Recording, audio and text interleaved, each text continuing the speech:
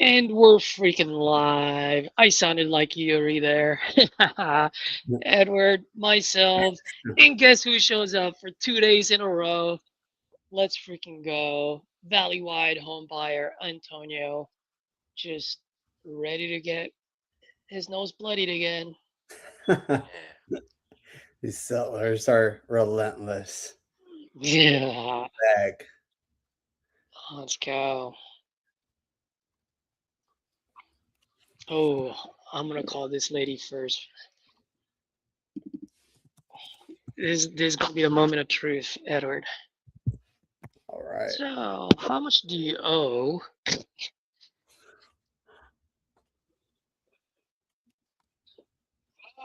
Hey, Ms. Raquel. Good morning. It's Caesar. How are you? How you doing? Oh, I'm doing just all right. It's morning, and I woke up on this side of dirt. So, There you do. So it's a good thing. yeah, absolutely. So, Ms. Raquel, I saw the screenshot you sent me yesterday, and I'm just a little bit confused. Maybe you can help me out. Okay. So the statement that you sent, it looks like, and once again, I can be wrong, so please correct me if I'm wrong. It looks like your outstanding balance still like $190,000 and some change. They were saying that I owe 57,000 at hold on. Uh 57,234.75 cents. Yeah, and so if you look at that line, it says reinstatement amount. So what that usually means is that's how much you're behind. So in order to reinstate the loan, you're $57,000 behind on payments. So that reinstates the loan, but it doesn't pay off the loan. So you see there's another number that says 198 or 192, something like that. Hold on. Yes. So from that statement, once again, I can be wrong, but it looks like you still owe $192,000. Oh, that's what they're saying is old. Okay. Okay. Yeah, and so Your I call mean, has been forwarded to voice.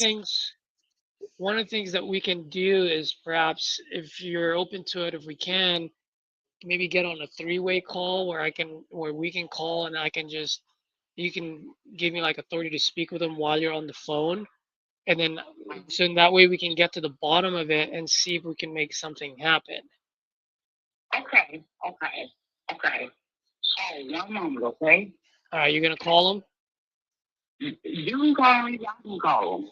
I'm sorry. You can call them. You can hold on a moment? Yeah, I'll stay on hold. Give them a call, and then I'll stay on hold, and then bring me back on when you're on with that. Okay. This is gonna be a long one too, guys. So I'm gonna mute myself. You guys can unmute yourselves. Cool. Well, good luck. Yeah. Did you hear that? Oh, Yeah. that's what they were saying. Oh, that's what they were saying. Now you want to tell me they were saying Your it? call has been forwarded to voice. Oh my god, Yeah. dude. Dude, I was so excited. She's like, wait a minute. Dude, I haven't been on tilt in a long time. That shit tilted me Hi, yesterday. Craig. Yeah. So much that I had to take a Hi, break. Craig. My name's Antonio. I'm calling about your property on Housestead Street. We sold that property. Oh, you already sold it?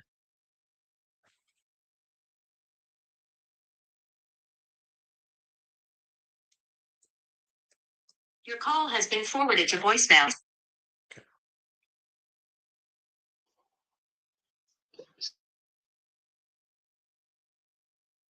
So Antonio, Yeah. oh, did I freeze? So when someone say they sold it, be happy for them, bro. Don't be like, oh, you Mhm. sold it. Be like, oh Okay. man, congratulations, that's awesome, bro. right? Like get excited for them because that's a big thing for someone, Okay. Say right? congratulations. And then yeah, and then just say, hey man, congrats, that's awesome. Hey, by the way, what's the first question you're gonna ask? Do you have any other properties you want to Nope, sell? nope, nope. No. You want to ask if it's close and funded or if it's Oh, just okay. under contract. Because a lot of times people go, it's sold, it's just it's under contract. Oh, okay, okay. So So just then because they're now, under contract, they're gonna assume they're sold it. that's right, right? But it Okay. hasn't finished yet. It hasn't gone across the finish line. So why is it important for us to know whether it's close and funded or under contract? Because if it doesn't follow through, we can just hop in and help them out. That's right. So then if I say, so let's role play real fast. I go, hey Antonio, yeah, it's under contract. I signed the contract. Okay, is it closed and funded or So go ahead and ask me. Is it what? is it closed and funded or is it under Yes, contract? I am. Yes, you are what? No, I was talking to the seller. Okay, okay, okay. I'm just under contract. Okay, no problem. Oh, So Edward, you take care of Antonio. This guy's on the phone. Okay. My bad. I wasn't really listening. He was going with if they said sold. Yeah, be happy for them. But hey, man, congratulations. Like, are you just under contract or did it already close and fund? Oh no, we're closing funded, right? I was like, oh okay, well man, congratulations, guy, you got it sold. And hey, by any chance, was that the only one you were looking to sell, or did you have some more that you were maybe looking to offload? If they say it's funded, if it's not, you know, if they said no, we're just under contract. Oh okay, well hey, either way, congratulations. And hey, look, um, sometimes things happen, so let's say God forbid they fall through or whatever, hold on, because I'm trying to go because usually it's off the cuff. But yeah, like if they say it's like it's under contract, I just say like, hey, well, congratulations either way. And hey, by the small off chance like that they do, don't perform, keep me as a plan B. Now, if you don't mind me asking, like when's y'all's expected date or when y'all expected to close on the property? Maybe they tell you, oh, in 2 weeks. Now you know to follow up, right? Not in 2 weeks, but maybe in a week and see how things are going because maybe they could fall they could, just move on from it. They don't close on it and you could follow up. okay. Well, that gives me a range where, like, okay, well, they said they close in 3 weeks. I'm probably going to follow in a week just to see how things are going and just keep on the follow up because sometimes they fall through, the buyers fall through. So Yeah. that's the way Okay. we will go about it. Okay, okay, got it. Yeah. Did that make sense though? Like what I Yeah, no, said, no, you it does. didn't let me know so that way I could, make it make sense. That way No, it's it still does make sense. okay.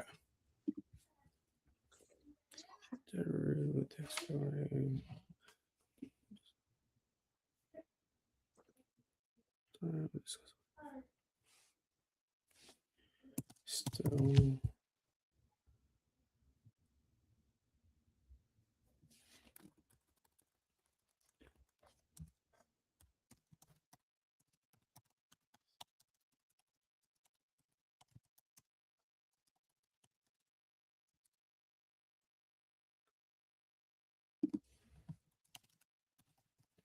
And, okay.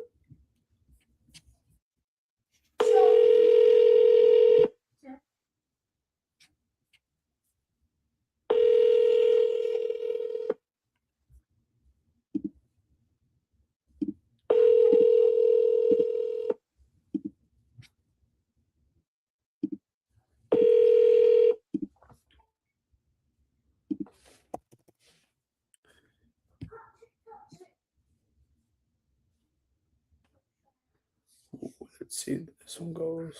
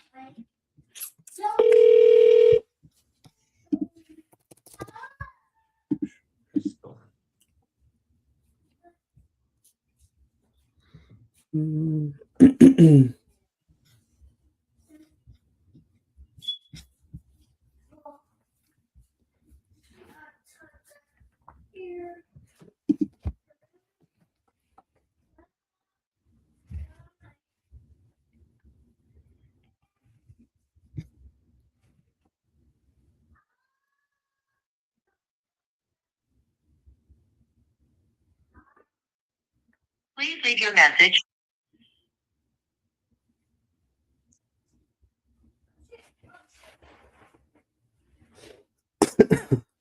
Please leave your message for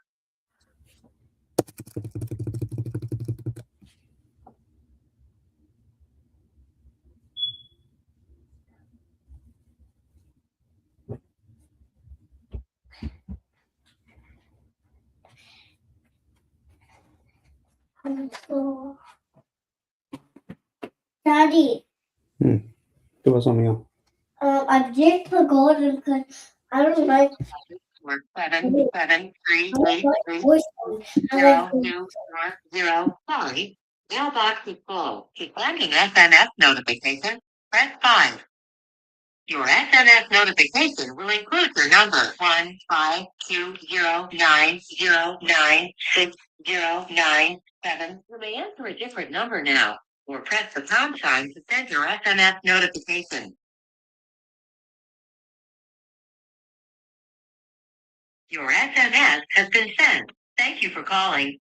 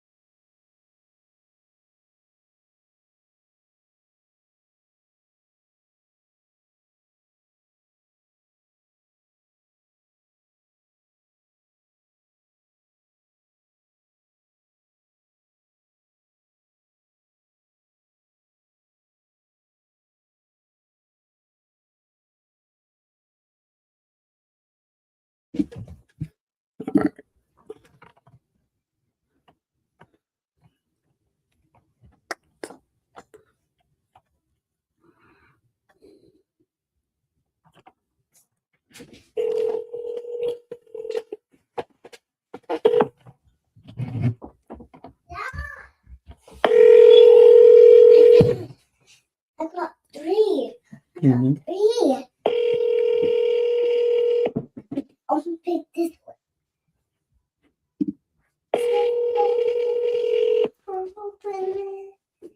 Sorry, the mailbox is full and there is not enough space to leave.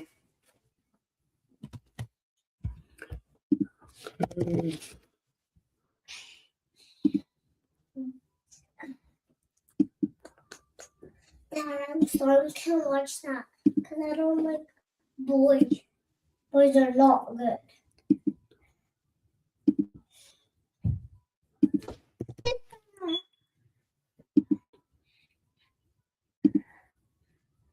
Your call has been forwarded to voicemail. The person you're trying to reach is not available.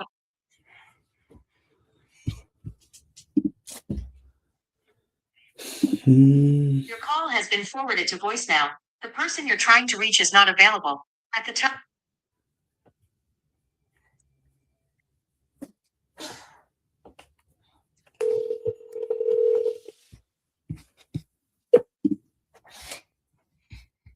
Please leave your message for Circle 7, general services.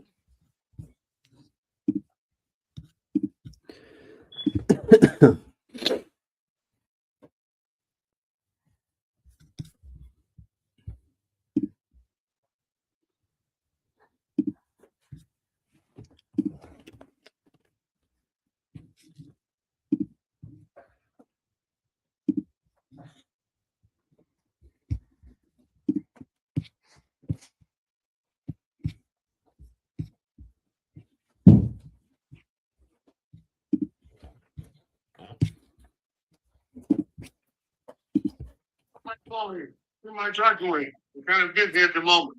Oh my. Yeah, this is Antonio. Is this Mr. Roberts? Okay, yes, Mr. Robert, which company?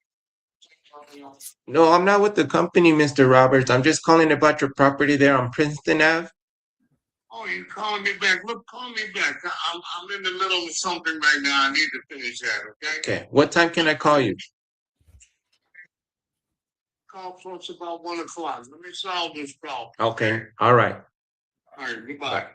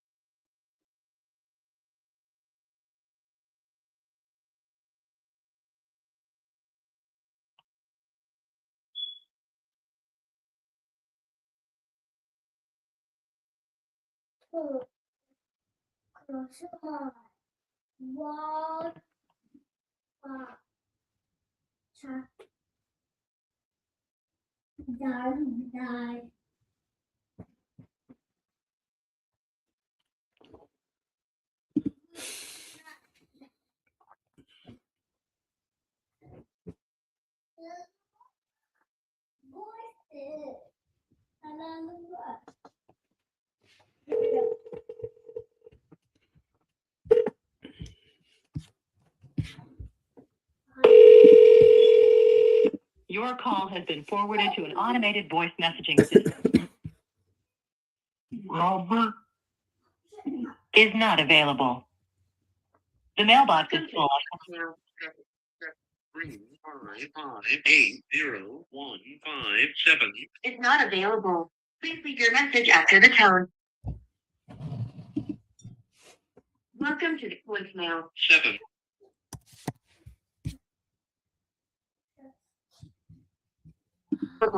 Please leave your message after.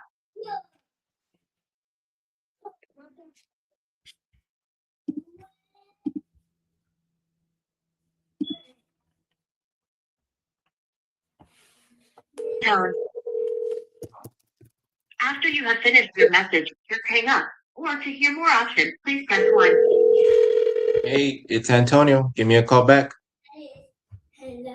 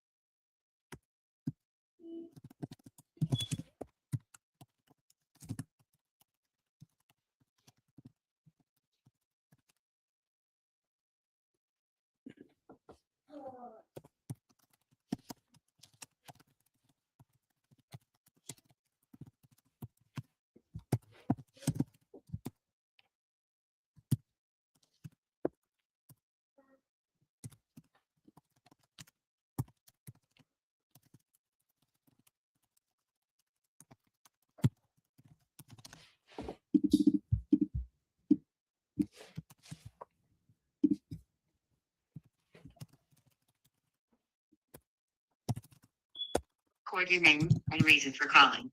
I'll see if this person is available. Antonio, want to talk to George?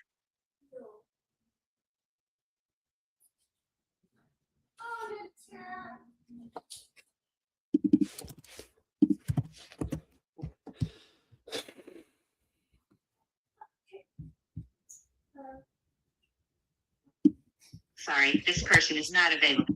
If you would like to leave an additional message. Hi, if you record your name and reason for calling, I'll see if this person is available. Antonio, looking to speak with George?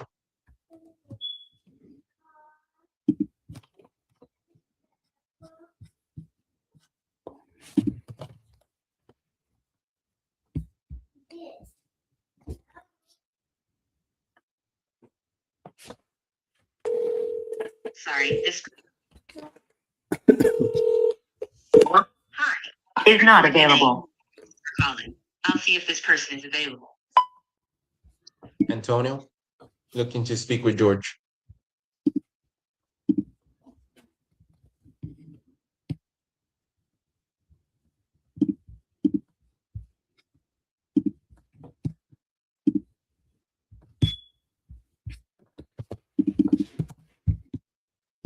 Sorry, this person is not available. If you would like to leave an additional message, please reply after the tone. Hey, George, it's Antonio. Call me back.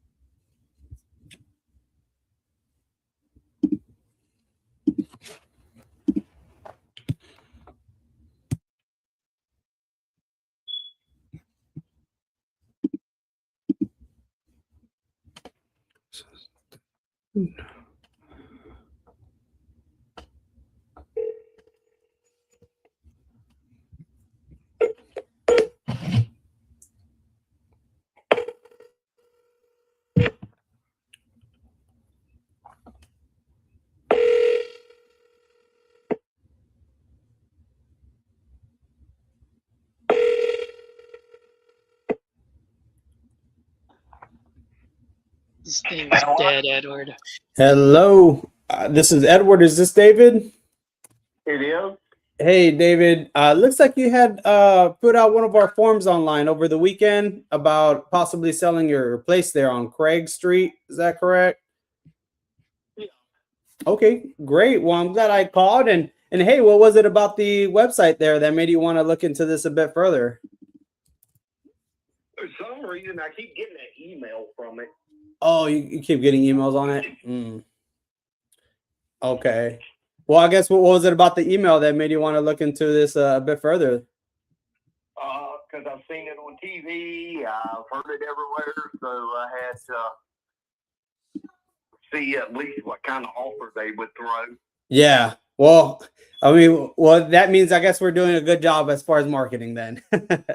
Oh, yeah.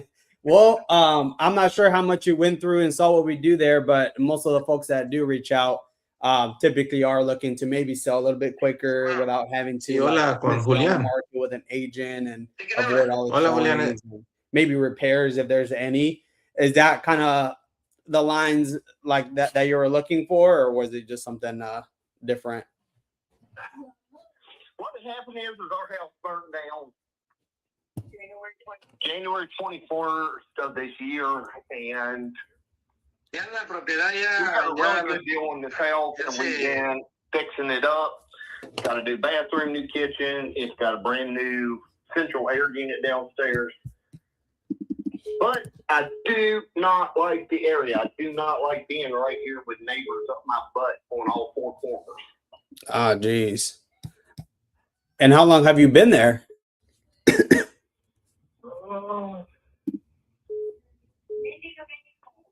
Into April. Oh, okay. But how long? I guess how long have you owned it before the fire damage or the burn down? April of last year. This year. Okay. So y'all just y'all just recently own, or like y'all just bought the property recently, or y'all had it for a while now? Nope, we just recently bought it. Oh, geez. Okay. Okay. So I guess like right now it's good now, right? Because I guess the insurance paid out and stuff like that, like as far as like the damages and all that at this point. Oh yeah, that's already been done. That's all thing. Oh, okay. Well, that's good. I guess like aside from the neighbors, I guess what has y'all maybe wanted to look into this now? For one, it's the location. I'm right here on the main street. Mm-hmm. And like I said, I got neighbors to the front, to the back, to the left, to the right. I'm not a big fan of that. I'm a country boy, like being out in the country, but you take what you can get once your house burns. Mm-hmm. So the people that we bought the house of has very many houses for sale. They're very rich people. And they have another house over here that I would love to get into. It's off Main Street. It's by itself. So that's pretty much what I'm looking at. If the offer is not good enough from y'all, then it's on the Okay, está muy bien. Pase buen Auction. día. this house is going to sell. Okay, but hold on. You said auction. What's going on there? Like, what do you mean? It's going to people that do online auctions, like enlisted auctions, stuff like that. Oh, okay. Real estate, yep, that's where I'm sending it. Okay, just to put it up in auction. Okay, I thought you meant like there was like an auction on it, or it's like the bank or something like that. Okay, yeah. The house is pretty clear. It's owned the whole 9 yards. There's no one got no liens, no nothing. Right. Okay. And well, I guess like just to see how we can help here, I guess besides finding us online or like through the emails there, what was the main reason you were exploring this option versus, maybe just listing it and going through that route instead? I do believe it said on the site that it don't take months and months to close. Y'all can close within 7 days or something like that. Typically, yeah.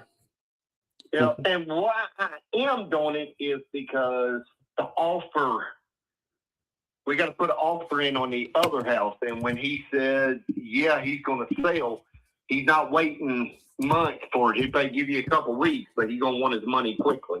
Right. Okay. Well, that makes sense. So it seems like the most important thing for you guys is like the speed and convenience. So that way y'all could get into the next property. Right. Oh, okay. Okay. Well, yeah, that makes sense. And like how we can help here. Now, let's say if you were to sell this one to obviously secure the next property, were y'all going to put down or were y'all just trying to buy it cash or what does that look like just to see if we could even help here? Yeah. What we're going to do is once this one sells, just throwing a number. I'm not saying it's going to be right, wrong, or indifferent, but let's say y'all give $100,000, I go buy another one. What's left over is going in the bank. Right. Okay. Yeah, that makes sense. And the only reason I asked is because at the end of the day, I definitely want to be able to get you as much as I can. And let's say if offers do come in less than what you need, I'll just tell you, right? I don't want to waste your time whatsoever. I do want to be as helpful as I can here. So I guess like walk me through, I guess starting for the next house on that one. Like how much do you feel like you would need from this one, at least just to secure that one, right? For this one, I'm way under market value. I would just like to get 80 for this one. Okay. And that would be put you in a spot where you could buy the other one cash or would that at least put you in a spot where you could still have, left over on the other one? Yeah, this will put me in a spot to buy and have some left over to put a HVAC in the other house because it's heated from wood stove and I don't want wood. I see. Okay. Well, yeah, that definitely helps. Now, that being said, like let's say if it's something that we could move on, obviously we would want to do a walkthrough. So like before we get ahead, or so yes, so we could get ahead before we do any walkthroughs or inspections. Like, what do you think might come up as like a possible concern as far as like the condition or maintenance on this one? Just so I know. Biggest thing, there's not really any concerns. It's move-inable. You can live in it. Like I said, the bathroom's been redone. It's got new everything. The drywall has not been finished. the kitchen, it's got a brand new kitchen in it, but the walls need to be painted. The outside is the house is like a greenish color, but the back has not been fully painted. But other than that, it's little nitpicky things. I mean, you're not going to come in here to busted plumbing. All the plumbing's been redone in it. Mm-hmm. I mean, I could list it. I know I can list it and get more money. I just don't have the time. Right. Okay. Yeah, because the other one is listed right now on market, or is it like off market right now? The one that you're trying to secure. It's off market right now. It's just these people are like that. They're millionaires. They got like 400 properties they own, and the mom to it just passed away. So now they're trying to get rid of everything. Really? Oh wow. Okay. Let me see what I could. Mm-hmm. Yeah, there's several of them I'm looking at, but I'm really set on the blue one, so that's really the one I want. Yeah. Yeah. Sounds like that. That was like the picture perfect one there. Yeah, and that's the reason I'm going this route is we got this house pretty reasonable. I'm not trying to get rich off the damn house. I just want to get gone. Mm-hmm. And get out of here. Like I said, I do know right now it's online. It says it's a 3-bedroom, it's a 4-bedroom, 1 bath, got a full basement in it, unfinished. But it just needs somebody to come in and nitpick a couple little things in it. Right, but nothing major aside from just some cosmetic stuff like the paint and things like that is all right. Oh, that's all right. It's got new carpet in the rooms. It's got brand new. All I can tell you is it was $3 for this. The flooring that's in here is that interlock vinyl waterproof flooring throughout the whole house. Mm-hmm. Okay. Other than that, I mean, it's a pretty little house, but I know there's one sitting right beside this house. On market? Yep. Yeah. It's 151 East Craig Street. It's for sale. Yep. And that man's stuck on 135, and that whole house needs to be redone inside. Yeah. Yeah, that's tough there, just based on where the market is and stuff. So that is pretty tough. I mean, it looks like it's been listed for a minute. It has. It's been looked at a lot. That's what I said. Like this one here, there's a brick one over there. It's 3-bedroom, sitting on the same land I got. They just got 150 out of that one. It just closed. It actually sold it in like 5 days. And I know I had talked to a realtor that said they could list it. He can get 140 out of it, which whether he can or not, I don't know. Right. Yeah. Because it sounds. Don't want to have to. I mean, I'll do whatever I have to, whether it's sell through realtor or whatever. But I just don't want to lose an opportunity on the place that I like over here. Right. Yeah. Because it sounds like the most important thing for you is securing that next property at like a as soon as possible, rather than like you were saying, lose the opportunity of getting that one. The property I want not on the main drag. It's actually on Railroad Avenue back here. Nobody travels Railroad Avenue, so I don't have to worry about my 5 kids. Yeah. And one of them kids is a 2-year-old. So. Oh yeah. Yeah. And I'm disabled, so as far as the house, for me, I don't want no upstairs, downstairs. I just want a flat 1-story house, and that's it. Right. Yeah. Yeah. I mean, that could be, concerning there, especially for the little one, right? With the stairs and everything. So you don't want them falling. Yeah. So I understand like that.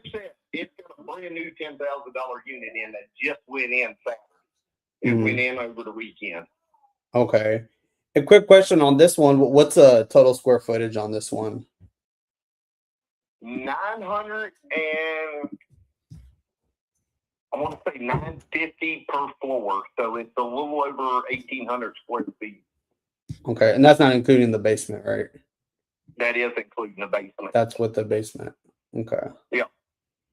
Other than that, I think the total square footage on the house is 900 and something. Okay.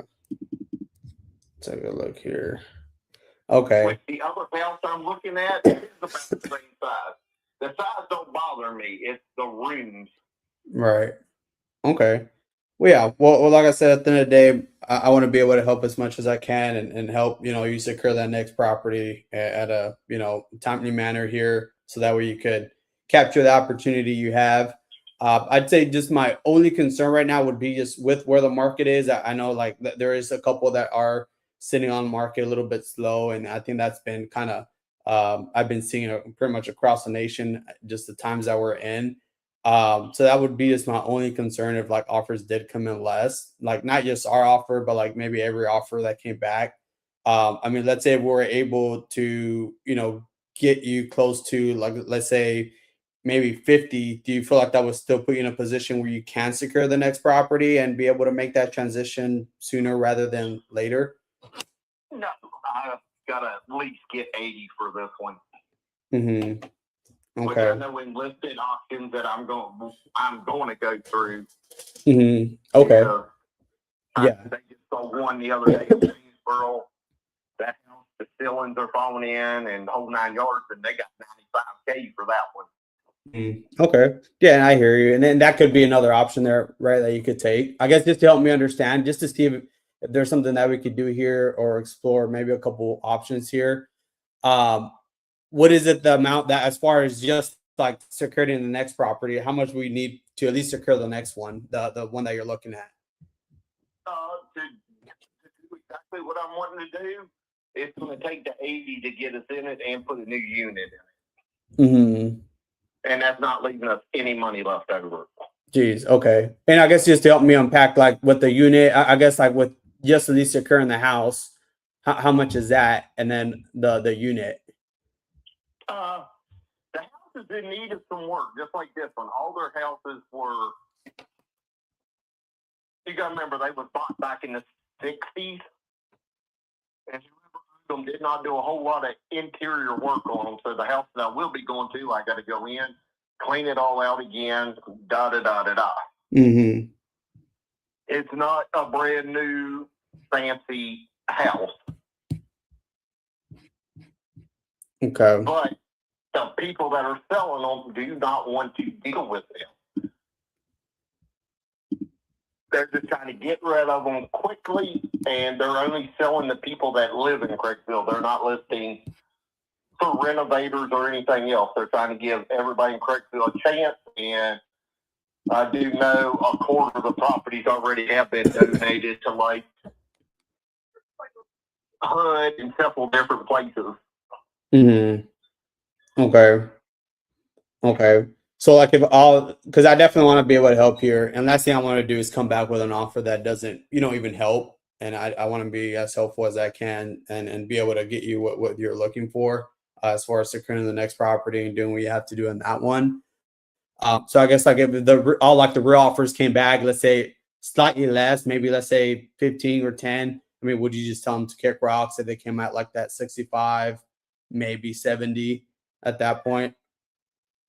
If it comes somewhere between, and this is not going to be no joke, and I'm not going to go no lower. If it comes between 75 and 80,000, it's gone. Mm-hmm. And I'm going to tell the auction company the same thing. It's going to be a reserve on it. I got to have at least 75 to 80,000. If not, then I'll call the realtor and let him list it. I just have to take my chances on hoping the other one don't sell. Mm-hmm. Okay. But that's where I'm at. We've done so much work in here with the brand new flooring. And like I said, it's cosmetic stuff. It needs painting, which the walls are painted. It just needs a little bit of touch-up paint. Right. It is a central air and heat unit, a 3-ton unit. And that's with all new ductwork, everything. So, I mean, that's where I would be at. It would have to be 75, 80. And I already know I'm way under market value for it. Okay. And if we could get close to that, I mean, ideally, how soon did you want to get this done? I know you're still looking for the other, or at least to secure the other one. So how much time would you need, or ideally how soon would you want this to get done? I would love to get this going. I mean, I met with Tim yesterday, got all that stuff talked about. At least in the next month, 2 months top. Okay. It's like 60 days or less would be ideal. Yep. Okay. Okay. So if let's say we could be flexible with that, get you close to where you're looking for, and then, you know, give you the flexibility there of like 60 days or sooner, you know, obviously to give you time to, you know, make that transition and move and all that. I guess what would be like your biggest concern, like moving forward at that point, if we could do all that? I mean, if y'all can get me to that point, yeah, I'm game. And I'm telling y'all can come in here, no joke, no lie. We have put 30,000 into it already, not counting what we paid for it. Yeah. And like I said, in order for me to secure this other property, I have to have 75,000 is going to be a little under what I need, but yeah, I can swing $5,000 better than I can $80,000 without not a whole lot of people, unless you're rich, is just going to drop $80,000 in someone's pocket. Yeah, because you're doing the work yourself, right? Or you're hiring people? Nope, we done the work ourselves. The only people that we hired was HVAC, because I don't know a damn thing about it. Yeah. Well, that's a good thing, you know. But other than that, I can tell you, y'all come in here, $10,000, finish what little bit of paint and trimming that needs done. Y'all be sitting pretty. You're going to make money off of it. Because like I said, I've done had a realtor, because I looked at another piece of property I'd like to have, but it's $150,000. And I talked to him, and he said, he pulled it up, looked at the market. I guess realtors can look at whatever they want. And he told me, with everything I told him, at that time they didn't have the HVAC. We've been living on air conditioners in here. And he told me, he said, man, you get that HVAC, and he said, I can get 140 out of it. I was like, But then again, it's like you said, I have to, realtors will tell you anything to get you to list it with them. Yeah, that would be the main concern there, right? It's like, I mean, there's folks out there that do, you know, put maybe a higher number on a piece of paper, right, to kind of like get you to sign, and well, last thing you want to do is them backing out last minute, or you know, they can't sell it in time for you. So, yeah, I could definitely understand that, especially just knowing a little bit more about what you're looking for. Definitely would love to see how we could help here. I think like we could be a good option here for you to be able to take care of that. So here's what I could do. If you give me a moment just to look at some of the numbers here, like look at some of the comparables, just to see how it can best help. I could do this in like a couple minutes, wouldn't take long. I could just put you on a brief hold if you could just stay on the line with me in case, you know, I have a couple extra questions here for you. That way I could see if I can get this done. And like I was saying with that realtor, that's what he asked me how much I would want for it. Yeah. And that's with the realtor. I told him, I said, I want 100,000 for it. He said, well, I'll list it for 140. So I guess he's thinking more money, more in his pocket. I'm guessing. Yeah. Well, I think he probably saw that 135 there, and he's like, hey, I'm gonna try to push it 140 and hopefully I get a commission there. But yeah. I know.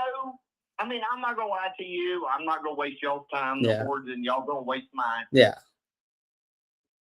If I don't want to deal with anybody, I could post this thing in the yard out here for sale by owner for $80,000, and somebody's gonna jump on it. Right. Yeah. It would just be the matter of when and all that. But yeah, I understand the most important thing is getting this done and being able to secure that next property. I definitely think we could be a solution here. And like I said, let me just put you on a brief hold here, and I'll come back and hopefully we can wrap this up. All right. Thank you. Give me 1 second. I'll put you on a brief hold. 1 moment. All right. Let me see. Just taking a quick glance on some of the comps here. There is that 90,000 that's sold, and actually is an investor that I'm looking at, and that one it's ugly, and it's a 2-bed 1-bath, a little bit bigger by like 50 square feet, but Carpet needs to be ripped out. Wood paneling on the walls. Cabinets are outdated. He said it's outdated. They bought it for cash for 90. Kind of want to offer 70 at the highest. There's this one that sold for 75. Oh, this one's also ugly. Yeah, this one. Ooh, that's a nasty little thunderstorm coming, boys.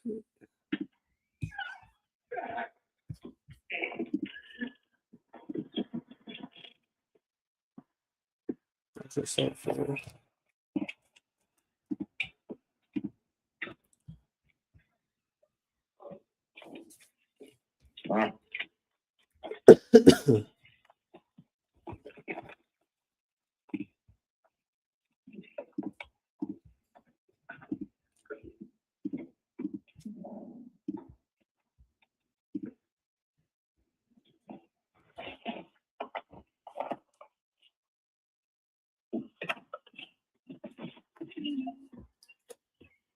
Hey, David, you there? Yes, sir. All right. Thank you for your patience. Quick question. And for like the roof is good though, right? I know you mentioned the fire damage, but the roof is all good as well. Like it looks like it's the tin roof, right? Yeah, this house ain't the one that caught on fire. Oh, okay. No, this has nothing to do with the fire. That house that burned on our land was. Oh, on the We land. still have the land. Yeah, that house is gone. There's nothing left but metal. Oh, I see. Okay. Okay. Yeah, but the roof on this one, if you're asking about leaking, no. I mean, I can go to Lowe's right now and get a bucket of silver paint and make it look real pretty. Yep. Got yeah. Paint, which you already know not much. I could do it myself, even crippled. Yeah. But no, sir. Nothing at all in this place. Okay.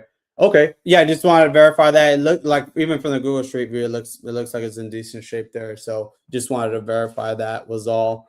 So yeah, so we were taking a look at it, and so on this one, the offers did come up a little bit higher than I was, expecting, based on like some of the comparables I saw. Now that being said, the offer that we could get was 67,950 on this one. Oh, all right. Let me do some figuring here, and I got y'all's number. I can call y'all back. Yeah, and that would be again the 67,950 for this one. The offer that we could get. Now that being said, I know it wasn't like what we were hoping for initially, and based on what I was looking at, what I was hoping to originally looking to be at. However, with the offer that's on the table, do you feel like it was still put you in a position where you can still at least secure the next property and make that transition at the end of the day? If it meant like we're able to close on this pretty quickly and work within your time frame? When I gotta ask you, I don't think it's gonna put me a lot shorter than what I was. Mm-hmm. So it would at least still put you in a position where you can at least secure the next property. Mm-hmm. 160 units.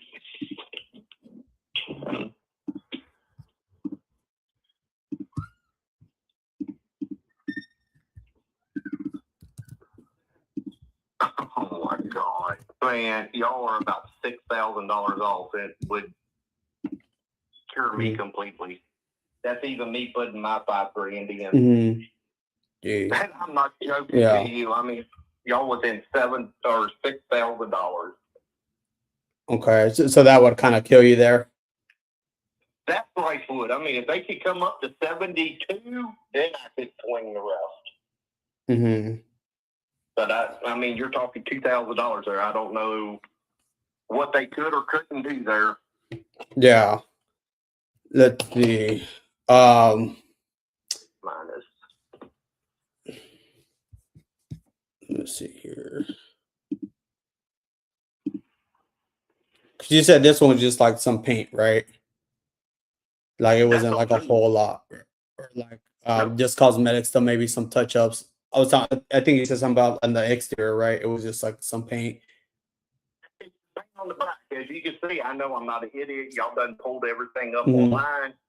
It's green up front. Yeah. But when we got it, it wasn't finished in the back. Somebody did the trim work on it, but they did not finish painting the green in. Mm-hmm. But that's only on the back side. But other than inside, no. I know the kitchen needs paint, which ain't no big deal. I have the thing. I can paint it. That's not a problem. Mm-hmm. It needs a ceiling white in there. Other than that, everything is just paint. Trim here and there that's got a little bit of overspray on it, but other than that, that's it. Okay. Because what I'm thinking, maybe like if that's the case there, then maybe I could perhaps eat up like maybe some costs on like my end to maybe squeeze out a little bit here. Like if we could come up a slightly, a little bit higher there, let's say closer to like maybe 69. Let's make it 70, because I think that's for us a little bit tight at that point. At the 70, I mean, would that be a little bit better there? We're able to squeeze out a couple more grand and wrap this up and try to get this done for you within your time frame there. Yeah. I mean, if we could get to the 70 mark, I could probably let it go. Mm-hmm. Okay. But I'm not going to give 100% definite, because I am going to check the auction company and throw my price to them. And if they say, yeah, they can get that, then I'm definitely going to check that. Mm-hmm. Okay. So for the auction, wouldn't they have to list it though to get the auctions, or like get those for you to know that? The auction from the time they posted is 2 weeks. Mm-hmm. So I have 2 weeks to wait, which I think, I mean, I don't know Tim around here, but I know one of his guys that worked for him. We're very close friends. He's an older gentleman. He could definitely help me a lot to push him to hold a little bit. Mm-hmm. Cause like 'cause let's say all the other offers like that maybe you get did come in around the same range as where I'm at. I mean, because they'll do the same numbers, see everything. So like, I guess if they all came around the same, I mean, how we then decide who to move forward with? What I would do then is just see where the highest number is, because like if I deal with an auction company, you got to remember, I have to pay them. Exactly. So it ain't like I'm listing it for free. I think it's they'll charge you. Yeah, 5% what they take right off the top. So, like I said, I need 75. So I would have they have to get at least 85 to 90,000 for it. Right. Because like even if it comes lower, right? Because like even if it comes lower, you have to pay that either like the charge, and then potentially come out a little bit lower than you were thinking initially, right? Because there's that kind of risk there, obviously. Yep. Okay. If I told them right now, I'm not gonna lie to you. If I called them, I'm gonna tell them. Mm-hmm. I need at least 90,000 for it. They just sold one in worse shape than this one for 95. Right. So I guess for you, like, what's the most important? Is it like getting an offer that is gonna like, get it done, or is it maybe just like a higher number on a piece of paper that maybe like you're like 50-50 that it may not go through or may get? Well, like I said there a minute ago, my goal was all this thing was to get at least 80 for it. Mm-hmm. And I dropped to 75, and y'all right at 70. I mean, because I mean we're close right there, and like at the end of the day, like my job is to buy property, but I also want to make sure I'm able to help as much as I can. I mean, it sounds like for you, like the most important thing was securing that next property, right? The one that you were looking at, getting before so either someone takes it or something, right? Right. And like I said, I haven't talked to Tim over there, so I haven't got a yes, I can sell it to you or anything yet. So I mean, that's why I said 2 months. Okay. I mean, but do you feel like with the offer that's on the table, like that would at least help you have a little bit of leverage to be able to secure that next property you're looking to get? Yes. Okay. And just so I know, like, because like then I definitely want to help. So with the offer on the table, that would help though, right? The offer that's there will help, but just I'm gonna have to put money that I don't have into it. It's gonna take away some things that the house needs, but like I said, if you can work with your team and your guys and get me 75, I'll sell it to you today. Yeah, and I wish I could, because like my only concern is one with where the market is. I do see the other one that's listed, but I mean it's been days on market there, and we have to like factor that in as well. And that's just my main concern, especially if like we could get it done. Like if you want us to get it done pretty soon there, that would be like my main concern, which is why I'm like, hey, maybe I could eat up some costs on my end and come up a little bit if it's something that you feel like will put you in a spot where you can at least still secure the next property while at the same time, working within your time frame there. So like for me, I definitely want to help, but like right now, I mean, 70 would probably be the best. Okay. Yeah. Well, what I need to do is don't lose that bid. I'm not saying I'm going, not saying I'm not going. But if I call the company and they want X amount, they say, "Oh, I can get you with 60,000," then that's not going to help me one bit. Well, yeah, and That will give me $60,000 and homeless on the street with nothing. Right, because I mean, are you willing to take that risk if you really didn't have to, like with the offer that we have on the table? No, I'm not saying y'all are out. Y'all's offer is really good. And just so I know, like, why do you think it's really good though? I can suffer the rest. It's gonna hurt, but I can suffer the rest. If you can get it to, I know you said it's 78 or 79,000 that y'all can do. If y'all can get dead on the 70,000 where I don't owe anybody anything, I'm game. Okay. So if we do this, I gotta talk it over with my wife before I do anything. But if y'all can give me 24 hours for that, I can do it. Okay. Okay. And aside from like your wife, I mean, you feel like this would be like the answer there to be able to make that transition to that next property? Yeah. Okay. Since she gets back, she's at work now, but since she gets back, she will, she wants off this main drag too, because we got teenagers and I've got kids 9 years old, 10 years old, 8 years or 11 years old. When they go outside and we tell them to watch Boogie, they get sidetracked, and by the time we look, Boogie's standing in the middle of the road. So, yeah, man, I bet they're excited. try to move it to the next place, right? Yeah, and the other place I'm looking at got a little bit bigger lot than this one. I think this one's really point something, but other than that, the other lot I think said 0.38, so it's not much bigger. But it is to me because of the way the house is set, and it gives me more room out back than it does here with a damn driveway that's got an easement to it coming through. So I'm losing a bunch of land just through the damn driveway to get next door. Right. And that would be different on the next one, right? Because it's just a little bit bigger.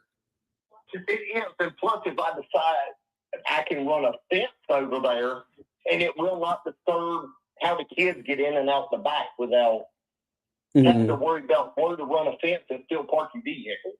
Yeah, man, that's awesome. And I mean, definitely sounds like something that you're looking for in the family there. So I definitely want to be able to help. I guess what are you looking forward to the most about that other one?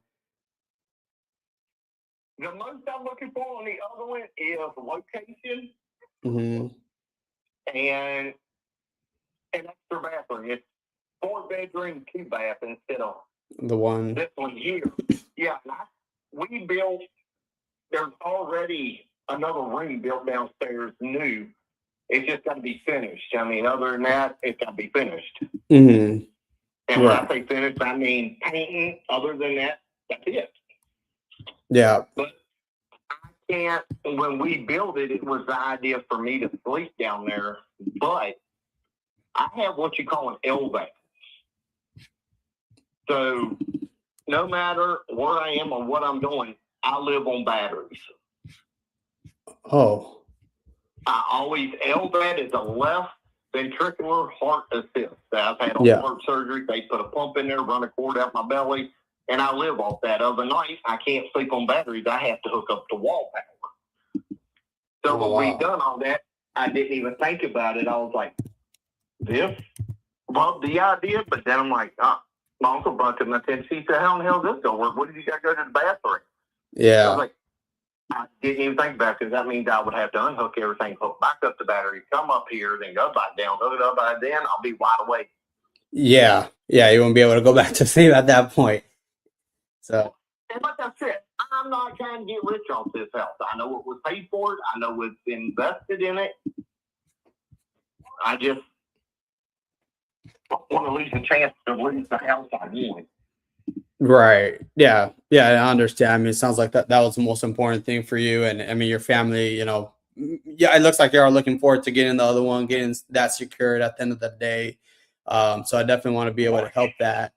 And it sounds like with offering that on the table would definitely help you do that.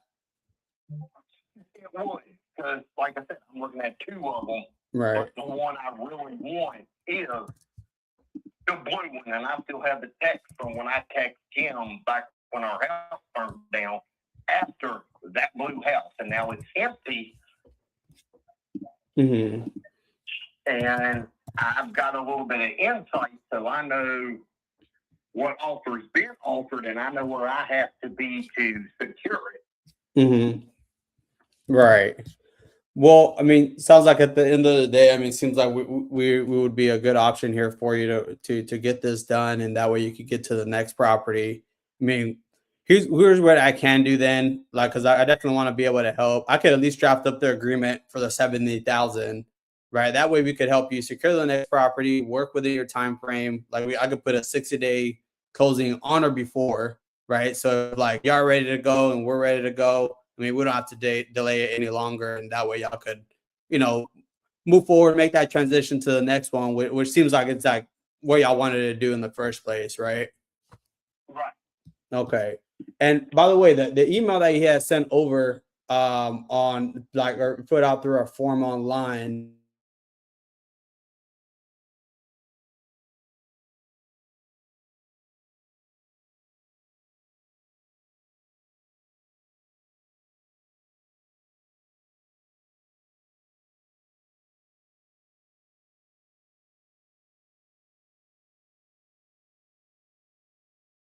I could draft up the agreement and at least send it over. And then, I mean, would you have maybe a few minutes we could go over it? That way, at least, you know, I could go over it just to make sure everything looks clear and all that based on what we discussed. If you want, you call me back later on and we can talk all day long. Okay. When's a better time? Like when your wife could get back, I could send it over and we could at least all go over it together and try to get this done for you guys. Yep, she gets home at 4:30. So Okay. yeah, if you can call me at 4:30, that will work great. Okay. Yeah, then I could do that. You know, I'll give you a call back, I draft it up, and you know, we could walk through it together and you know, get y'all started on that next chapter, you know, and get y'all secured on the next property. So definitely we'll love to be able to help you do that. So, All right. Good. but yeah, well, I appreciate you taking my call, and I look forward and working with you and getting this done. Thank you. All right. Bye. Oh man, I tried see if I could get it locked up, but we'll see what happens at 4:30.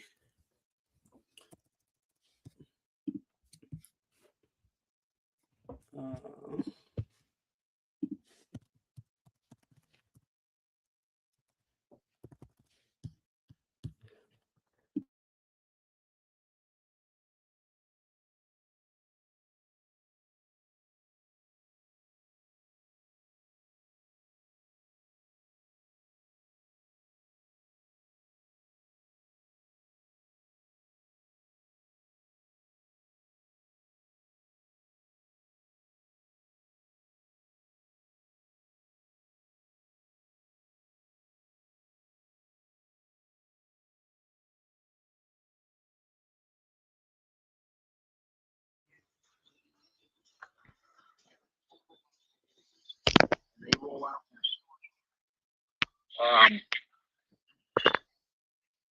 It's kind of a piece of art to me, but Okay. I'm just trying to say, would you say, I mean, I'm just looking at like medium rehab right now. It's costing me about $25 a square foot. So I would probably say on a low end, 25, high, very, very high end, no more, about $40,000 of rehab to get it caught up to date 2026 standards. Would you say that's a pretty fair assessment there?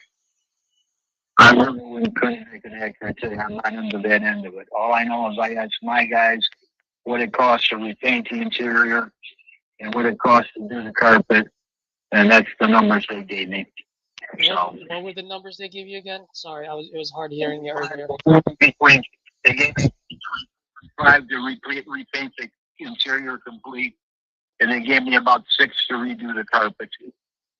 All right, so you're looking at 11. 90% of the thing is carpeted. Well, probably 90%. There's 2 bedrooms that are hardwood floors. Okay, I'm fine with that. So that's a total of 11. If you don't mind, I always like to just give myself just a little bit of cushion just in case something comes up that I'm not aware of, you know? So I'm probably going to be looking at, well, let's just say, you say 11, so let's just say about $25,000 of repairs on there. Okay. All right, and so just looking at kind of like the market, looks like I can probably sell it for about in that 230, 240 range, like you said. So there are some houses that sold a little bit above. The only thing is like they stayed on the market for a long time. And usually when I do these things, I don't like babysitting them. I like to move them as quickly as possible, usually within the first 60 days, just because anything more than that, it costs me a lot of money, you know? Um, And that was the guy's reasoning for not closing. He said, if I close and you're another, month finished and emptying it out, I get killed on the interest. I said, so close it. Don't pay me until I hand you the keys. Oh yeah, I don't know. I'm talking about after I fix it. He's talking about before everything. I'm talking about later on. You know what I mean? Like once I buy this, once I pay it off, once I start fixing it. All I'm saying is when I put my newly rehabbed homes, I like to move them like within 60 days. That's all I'm saying. Okay. So my only concern, and Steve, you can probably tell by now I'm a straight shooter just like you. So I always like to just kind of discuss where I'm coming from. And if it makes sense, great. If not, totally cool. My only concern is that if I buy this at 180, after I put in, like the 20, anywhere between 20 to $30,000 of rehab plus my business expenses, which I'm not going to bore you with all of them. But these are just like closing costs, holding costs, realtor fees, blah, blah, blah. At the end of the day, that 180, my all-in number would be about $257,000 just to resell it for about 230 to 240. My only concern is that that's like $250,000 just to lose about 20 grand. If you don't mind me asking, and then the reason why I'm going to ask you this because I generally do want to help people out, put as much money as I can in your pocket. I just gotta be fair to my business at the same time. I mean, if you don't mind me asking, what is it that you're absolutely trying to accomplish by selling this? I had to have a property with a barn to put a horse in.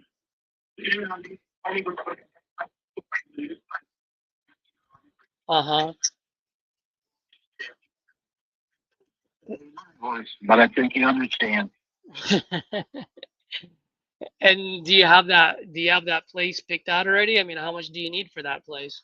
I do. I already have it picked out. How much is it costing you? $330,000. Ooh, my man. You gonna put a down payment on it, or you're gonna buy it in cash? I'm probably going to put a decent down payment on it and finish paying it off. Okay. I mean, what's a decent down payment for you? sounds pretty decent to me. Yeah, it does sound pretty decent for you. But you need to sell this to get that 180, yeah? You got it. You got any part of that 180 already or no? Not really. Okay. If you don't mind me asking, and I'm knocking on my noggins, just playing devil's advocate here, knock on wood, if no one buys this at 180, what happens to the other place? Well, it's got a deposit on it, so it's on hold. Okay. All right, man. I'll shoot you straight here, Steve. Sounds like, I mean, you've got this place that you want to do, and I want to help. I just, like I said, I just got to be fair to my business. I'm pretty simple, man. I just go dollar in, dollar out. If I'm spending anywhere 20 to 30K of rehab on paper, I just need to be able to see the same number. Just because once we go in there, that number can easily shrink to zero, where I'm just literally just keeping the lights on and paying my staff and keeping my crew busy, you know? So in order for me to do that, I'm gonna need this like I'm gonna need this like in the 120s. Can't do that.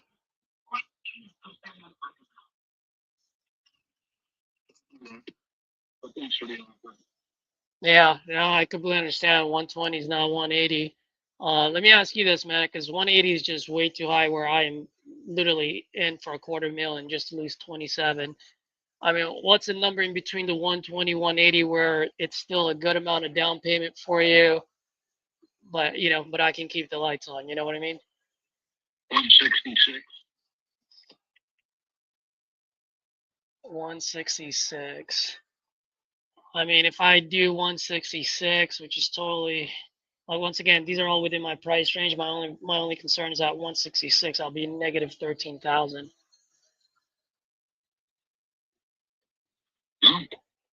Our conversation is over. Thanks for the call. Yeah. And by the way, before I let you go, and I'll definitely take you off my list after this, but if you don't mind me asking, just for shits and giggles, I mean, if you had $120,000 all of a sudden wired to your bank account 3 weeks from today, does that help with a down payment at all? But it's not what I need. I understand. It's just 120K is better than no K. But if I got 3 other people coming to look at the house, okay, let's see what we go from there.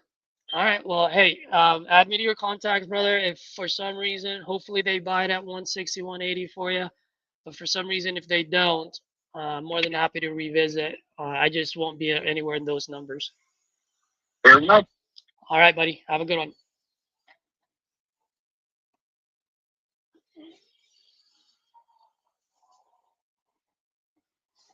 Oh, would I be talking to her or would I be talking to you?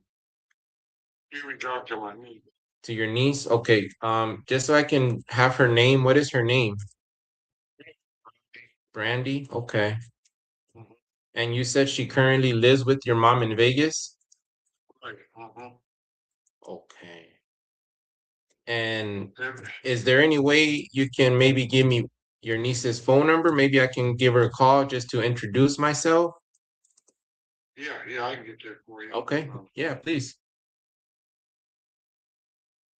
Let me look at my phone so I can. Yeah, no problem. I'll wait. Yeah, no problem.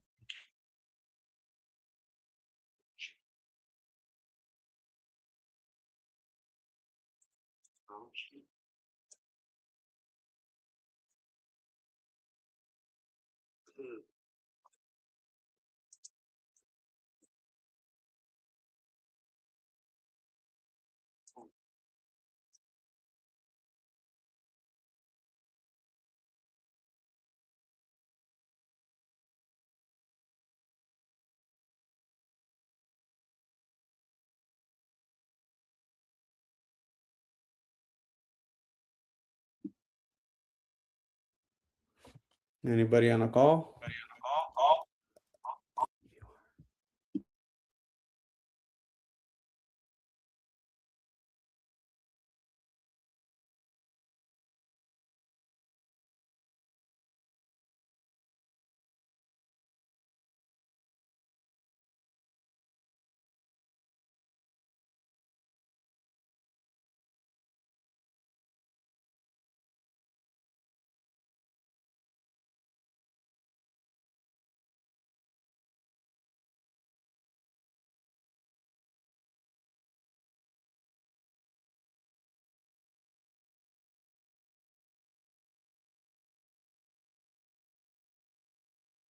16.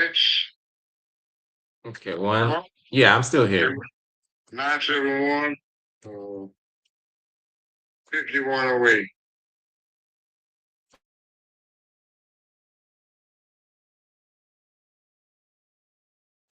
Yep, Randy. Okay. And that's Brandy with the B and boy, correct? Right. Okay. Well, thank you, James. I appreciate that. Okay. All right. Bye-bye.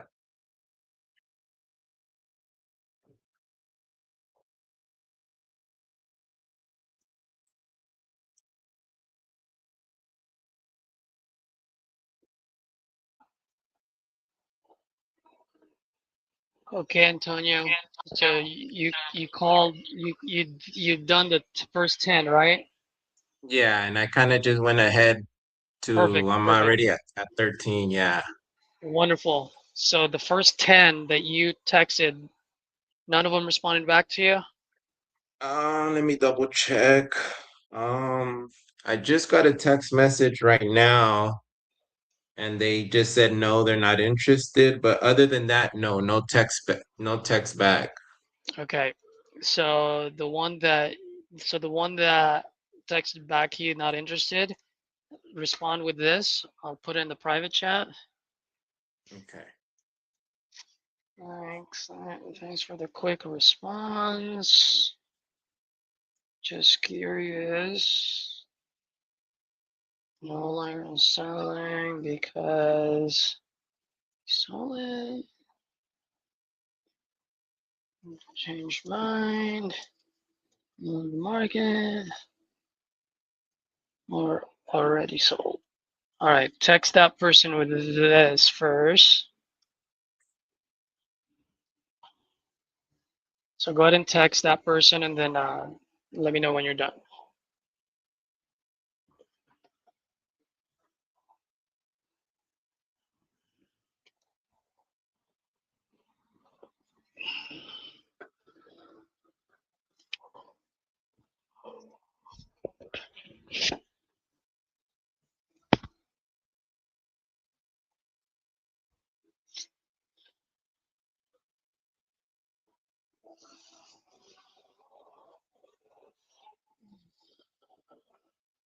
Don't be adding any other words or your name or anything on there. Just copy it the way it is, all right?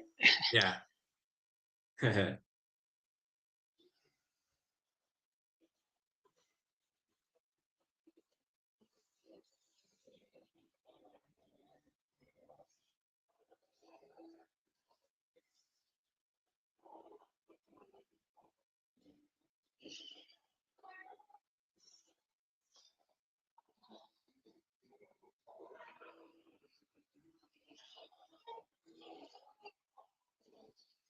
Okay, you done?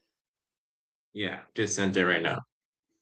All right, sweet. So now the 10, so I guess 9, right? Because the one you just responded to. The other 9, it's been at least 20 minutes since you called and left a voicemail and text message, correct? Yes.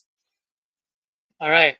So now I want you to call every single one of those 9, starting from the first one. And instead of triple tapping, I mean, if you want to triple tap, go for it.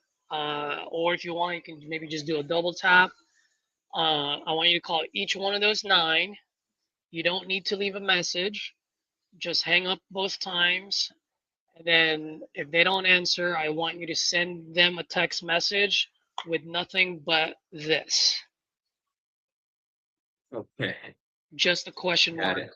Not hey John, this is Antonio, none of that shit. It's literally just a question mark. Okay. Cool. Nice. Now do that for the first 9 before you go to the number 14. Yeah, that works. Up a little bit, even though, like I said, the house ended up coming down anyway. But still. Okay. Jeez. Okay. Well, yeah. Well, I definitely. Yeah. And I mentioned raccoons and all that. I was like, okay. Well, that's it. What we're working with. What it was. I don't know. Something got in the house. Who knows what? And yeah. So that. Yeah. Okay. Okay. Basically, everything. So that a table or a shelf that's basically all over the floor and it's being picked up. So. Right. Okay. Okay. Well, yeah. Well, I definitely appreciate you telling me that. Sounds like it at this point it's like a tear down, like you were saying. So right now, like, Yeah, you're sugar-coated it the way it is. yeah, no, I definitely do appreciate that for sure. Because right now it's just been like vacant for about a little over a year and a half, ever since the situation there with your mom and stuff. Or was she Yeah. okay? And as of now, I know you mentioned you've done some maintenance, like with you go out there and mow the yard. Aside from that, I mean, is there any like I guess not really much maintenance at this point, other than tearing down the house and maybe taxes is all. Now, what's that? I'm sorry. I'm trying to Oh no, I was just saying because I know you mentioned it's been vacant for a little while. I was just gonna ask like, what kind of maintenance have you been doing just to keep up with it, aside from like like the more in the yard, maybe taxes or any general maintenance on it.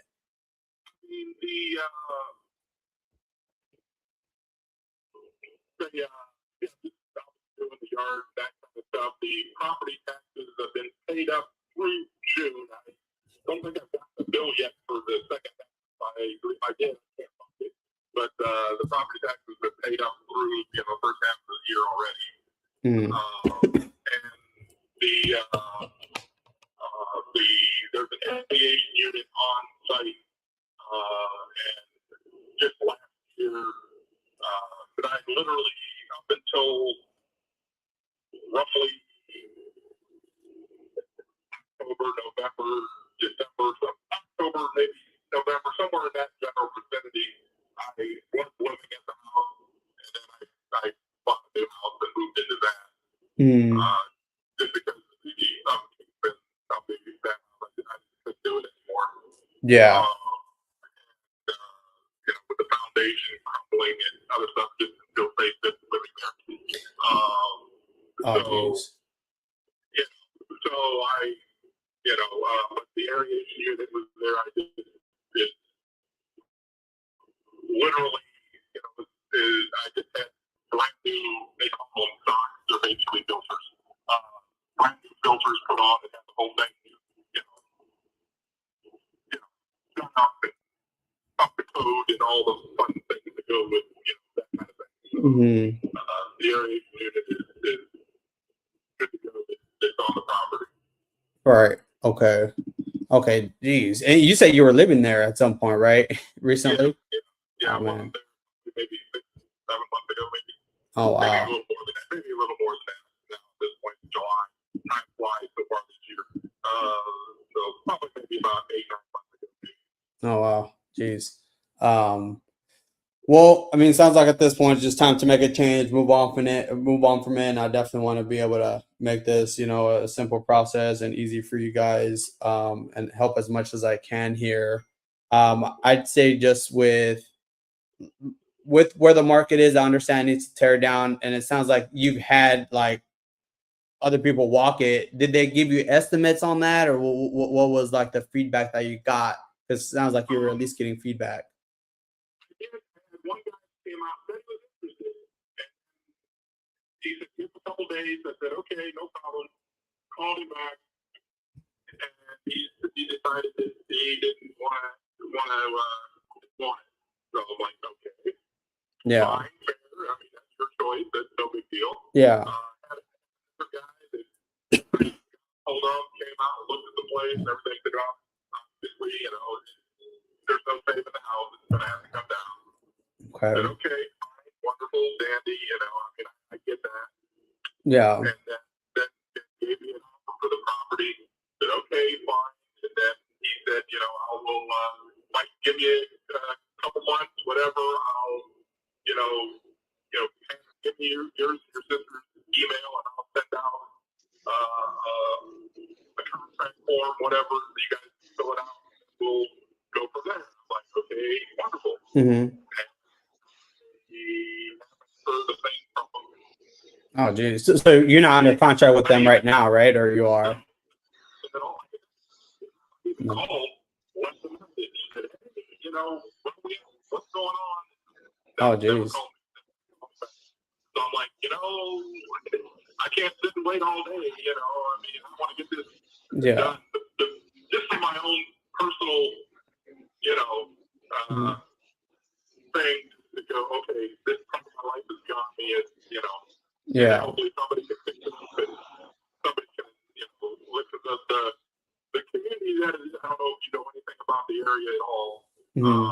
I'm sure you will look up the houses and the prices of the houses that are in that general vicinity anyway, obviously doing your due diligence. You know, most of the houses in that area are easily, you know, $250,000, $300,000 houses, which in that area of Ohio and Ravenna is actually pretty well, I guess, for, you know, for me, it'd be pretty steep price to afford. It's a very nice neighborhood, literally right across the street from my mother's house is obviously another house that's right across the street, but the backyard of their house is basically a golf course.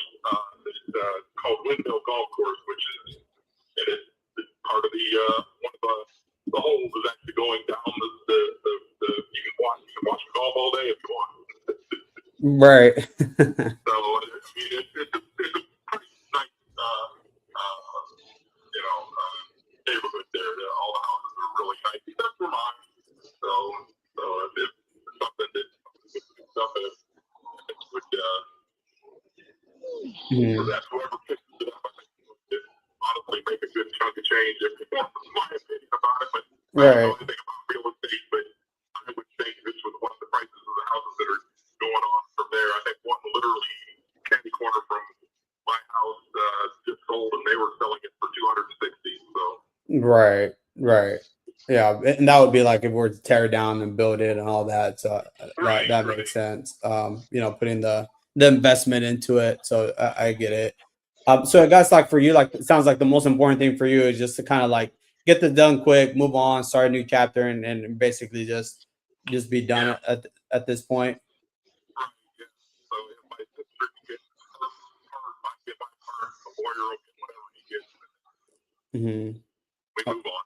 Right. Okay. Well, yeah. And at the end of the day, my job is to be able to do that and help y'all do that at the end of the day. So I guess like walk me through like how much do you feel like y'all would need to be able to do that with, you know, getting your sister, her share, your share, and obviously, well, the attorney there. What's that? I was asking because I definitely want to be able to help here. So I guess like walk me through starting with like, I guess the attorney, like how much do you feel like you would need to be able to, you know, obviously get your sister, her share, and you obviously your share, and along with the attorney there, just to see if we could even help here. Yeah, the guy that I had that supposedly was going to get back with me and all this stuff with the stuff, he had already offered me a little over $15,000. Okay, and he's the one that never got back to you. Yeah. Jeez. Okay. I would say, but that would at least put you. I guess that was kind of what y'all were looking for, at least to be able to, you know, get out of it, so that way you could, you know, disperse the shares there for between you and your sister and attorney. Yeah. So I already talked to my sister about it when the guy gave me the offer. She said that was fine. So. Okay. Okay. Well, like I said, I definitely want to be able to help as much as I can. I understand needs, you know, probably like a tear down there, and I definitely want to, you know, help you get this move. I'd say just would be my only concern would be based on like, you know, the past feedback that you've gotten, and I understand where the market is, and maybe its potential. I do also understand why it does need quite a bit of work. Perhaps offers do come in a little bit less, not just saying like our offer, but maybe all like the real offers that are able to move forward, not like the one that just gave you an offer and kind of just ghosted you. So like if offers did come in around that 10 to 12, I mean, do you feel like that would still put you in a position where that would be where it puts you in a position where y'all can move on from it and be done with it, knowing that, you know, it's going to get done at the end of the day? I'd like to try to keep it at least around 15. Okay. And ideally, how soon would y'all want to get this done? Because I know like it sounds like you've been trying to get rid of it for a little bit. Yeah, I mean,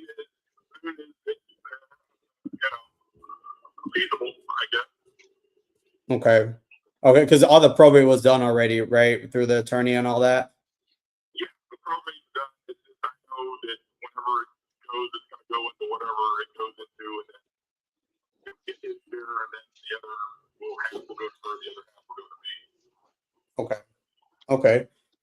All right. Well, I'm trying to see what I could do here. I mean, let's say we could do all that, get it closed. Let's say what in like 30 days or less. You know, is that around the lines that would work out for y'all? We could do all that. Okay. Fine, if we can keep it at 15, I would be rolled, and I'm like, okay, let's go. Yeah. Yeah. Okay. Well, yeah. Like I said, at the end of the day, I want to be able to help as much as I can, and I definitely want to do that.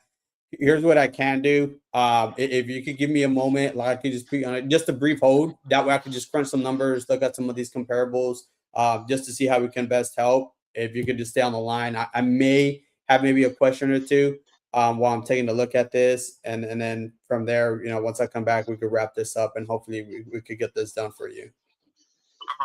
All right, just give me like a couple minutes here. It shouldn't take long. All right, one moment. Caesar, so I saw what you're looking at on that one. He had someone send him a contract at 15, but they just ghosted him. He didn't hear back. And yeah, I was looking at exactly what you sent me on the chat there, on those ARVs there, and kind of reverse engineering. I was gonna offer 20, but then I got like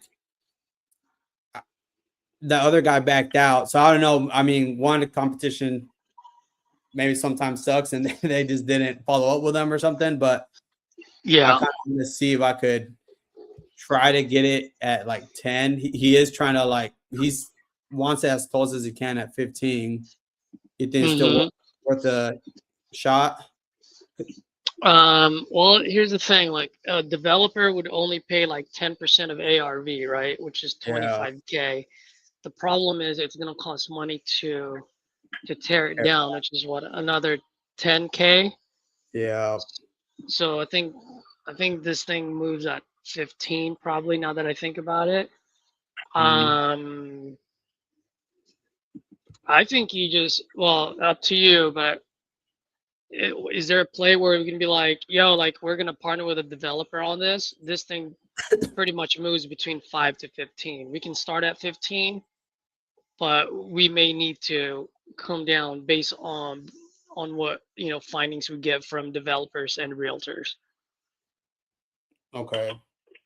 Because the thing is, it's a teardown, right? Right. So you can use that as an excuse and just say, hey, I'm more than happy. I want to get you guys the most that I can. We can start at 15. Or if you just say, hey, look, we need this at 10. The only thing is if you're at 10, it's going to be harder for you to come back to 5 versus locking it up at 15 and then coming down later. You know what I mean? And giving them full transparency now that you may come back later. So however you spin, it's up to you, man. Yeah. You're good enough. You'll figure it out. Okay.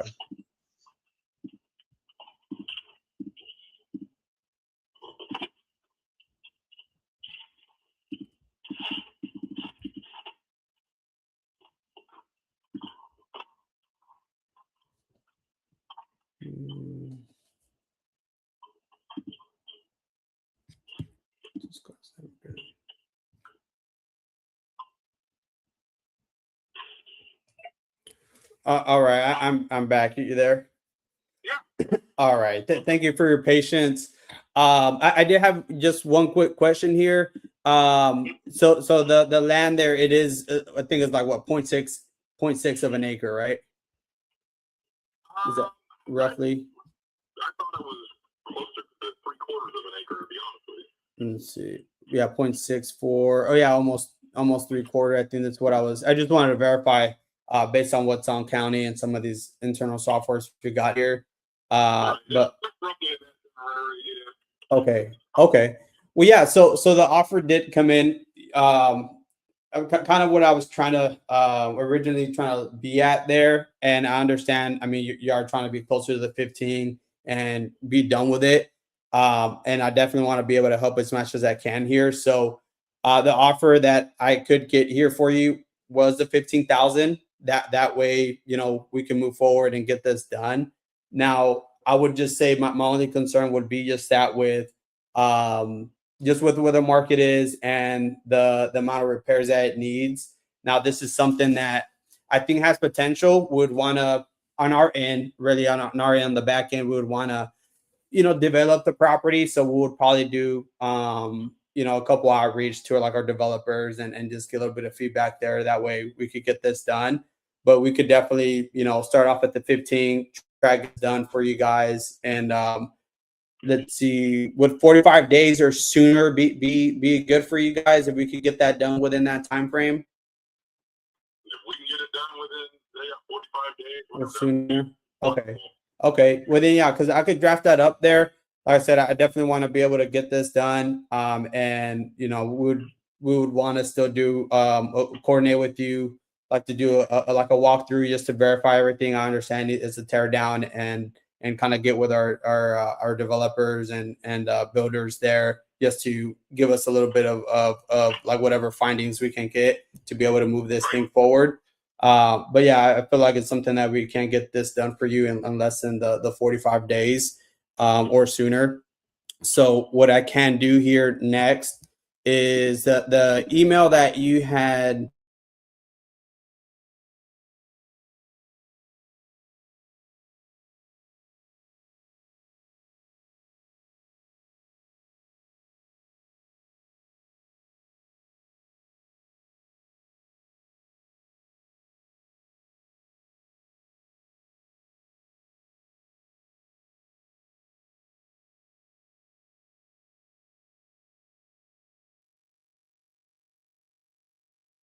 The person you are trying to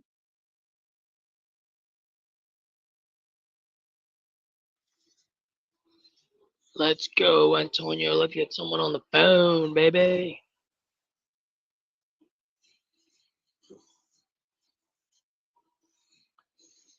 You're on now, buddy. Edward's just doing the contract, so don't need to hear that. We should have that taken care of.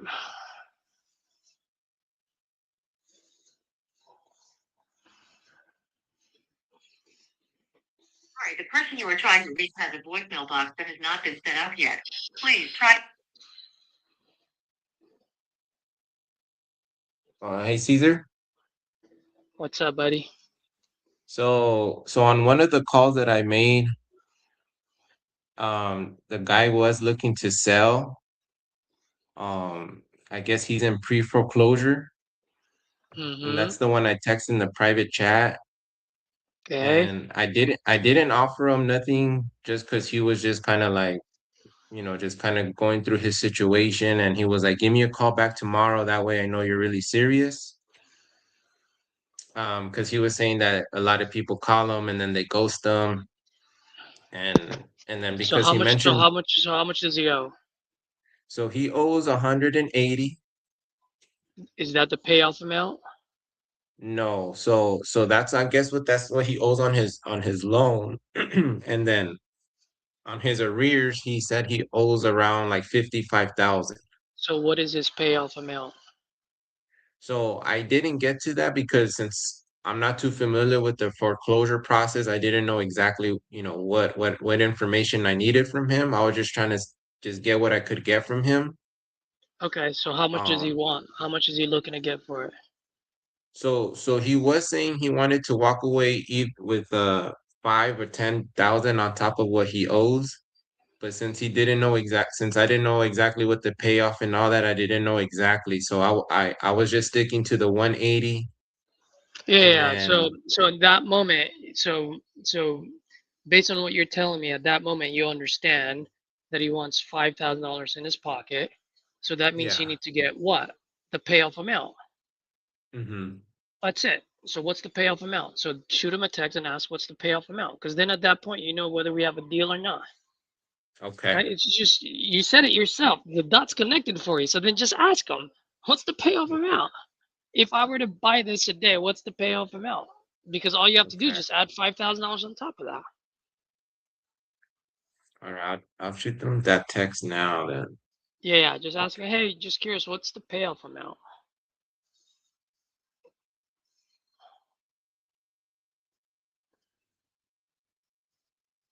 And you said he's $50,000 in arrears.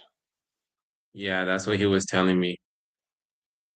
What's the condition of this property? So he said that he did a fully good on it. And then let me Okay. go back. Um, see, he said did a fully good and he rented it back in 2010. So what does that mean? And yeah, so he was telling me it's because he was just talking so fast. It was hard for me to just get everything, and then he was jumping back and forth that he has two kids that he was also like supporting that don't live with him, and and yeah, so just the fact once he said foreclosure, I just kind of like froze. I was like, oh man, I don't know how to work this. So I was just I was just trying to hear him out. And he was just Cool. talking so fast, so I couldn't really jot everything. All right. So So we'll do a quick barbershop talk right now. All right. okay. You're the end buyer. Like this is your hard-earned money. Okay. You're not wholesaling it. You are buying it. Can we do that for a second? Okay. All right. Let's quickly role play. This is your hard-earned money. All right. Hey Antonio, man, this thing's going on foreclosure. I'd really, dude, if I can just walk away with $5,000 in my pocket, I'd be happy. Okay. I understand. But how much is your payoff or how much do you need to walk away? How much do you owe? Yeah. Just ask the question. You just asked me 3 different questions. What's the Good question? question. It's well, what's your payoff?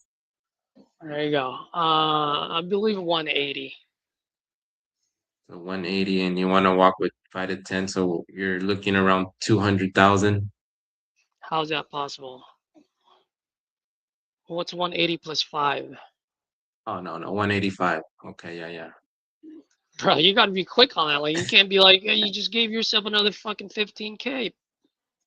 Yeah, so you want 185, okay. Yeah. Yeah. I mean, yeah, I guess that would be the math, yeah. Okay. And So ask me the and so what condition. Just yeah, just because that's where so we what's were the at. yeah, what's the condition like right now? Oh well, I gutted it, and then after I gutted, I rented it out, and so that was in 2010. 2010. Okay, so if I were to come in and if I were to take this off your hand, how much would I have to put into it to renovate it to 2026 standard? Good. See? Did you ask that question earlier? Um, no, I didn't. I don't think I did, no. So try to think back. Why didn't you ask that question? Where was your mind at earlier? Mm, yeah, well, like I said, my mind was just stuck on the foreclosure and then, Yeah, just you can call it whatever you want. You can call it auction, foreclosure, or Timbuktu, whatever fucking reason it is. The point okay, is, it's your money. He gave you a okay, fuck off answer. He gave you, oh, I got in 2010. Great. So then let's get in a time machine and go fly back in 2010 then. I'm asking you what the condition is today, right? So okay, so the point that I'm trying to make to you is, so he gave you like all the runaround answer and he's talking fast, he's going back and forth, blah blah blah. And all of that doesn't mean jack shit because he hasn't answered your question. So when he's done talking, what's the next question you should ask? what's the current condition? That's right. The same fucking question that you asked because he didn't give you an answer. Yeah. So I'm doing this, and I know you're new, so please don't take offense to what I'm saying. I'm saying Oh it no, just no, like, no. bro, like it's okay to re-ask that question because he didn't give you an Okay, answer. That's one of the most common mistakes of new folks, including me when I was new, where like I ask and then they give me this runaround answer, and I'm like, oh, I don't know if I should ask again. No, dude, it's your yeah, hard-earned money. You better fuck. If okay. this was really your $200,000, I'm sure you're gonna ask that guy the same question. Mm-hmm. And yet we're afraid to ask why, because it's not our money. Right. If it was your money, you wouldn't even have an ounce of fear. You're gonna be like, fuck you, dude. It's $200,000 Yeah. of my own hard-earned money. I'm gonna ask you whatever the fuck I want. Okay. Yeah, I'll ask him see if he can give me that payoff amount. That way I know exactly what I'm working with. And then that way, we'll see if we have a deal or not. But okay. Yeah. So this is gonna be a wrap for you, and let's see if you do. You might have a deal, you might not. I had to log off because my computer froze, so I don't have all the chat history, but I don't remember what the ARV or CMV is. We might not have enough equity on that one. We might, but go on with the process, and it'll just be a rep for you no matter what happens, whether it's a deal or not. Okay. All right, but isn't it funny when we're doing like a barbershop role play, like you know exactly what to ask, but when you're Yeah, exactly. when you're in the game, like it changes, and that's just chemistry. That's just your brain's working not necessarily against you, but trying to protect you. And Okay. at the end of the day, just if you don't get the answer, ask again. Yeah. Oh, hey. Oh, I'm glad that you did that in 2010. So, what's the condition now? Okay. It's the same question, just reworded a little bit different. Right. Okay. Okay. I got it. Oh, well, the tenant, blah, blah, blah. All right, how long has the tenant been there? 10 years, since 2010. Oh, okay, cool. So what's the condition now? Right. Same question. Yeah. Okay. Right. Hey, John, like, hey, man, I really appreciate you giving me all this information, but it sounds like you're dancing around my question. I mean, we're in 2026. What's the condition now? I don't care about 2010. I want to know now because I'm buying it now, not 2010. Earlier, and Yeah. I don't know if I was muted or not, but I was talking to the guy and I asked him, how much do you think I can resell it for? You know how he answered? Edward, you're going to love this.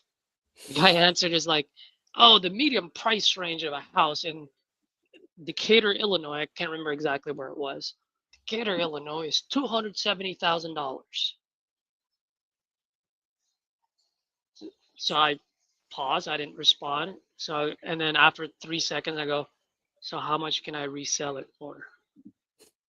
And with no hesitation, like, oh, you can resell it for about 230, 240. And then I go, now we're talking. You get what I mean? Okay. Like, just remember, everyone's fucking lying. They're trying to pull a fast one on you, just like as much as you're trying to pull a fast one on them. So just because they give you a runaround answer doesn't mean you take it. You just go, you shut your mouth, you let them breathe. I don't jump right into it because most people don't like silence as much as you do not like silence, right? It gets uncomfortable. So when you stay silent, a lot of times they get so uncomfortable that they'll just start talking and you don't even have to ask, right? But now the Okay. thing about you though, you're pausing in the worst times. But that's with the reps. You make Yeah. statements and then I don't know why you're pausing or I don't know the purpose of the pausing. If you can explain to me why, then I'd be like, okay, that makes sense. I just feel like you're pausing, but you don't know. I I I guess let me do this. Edward, let me ask you this. When Mhm. you pause, do you already know that the 3, 4 different pathways that they're gonna say, and that's the reason why you're pausing?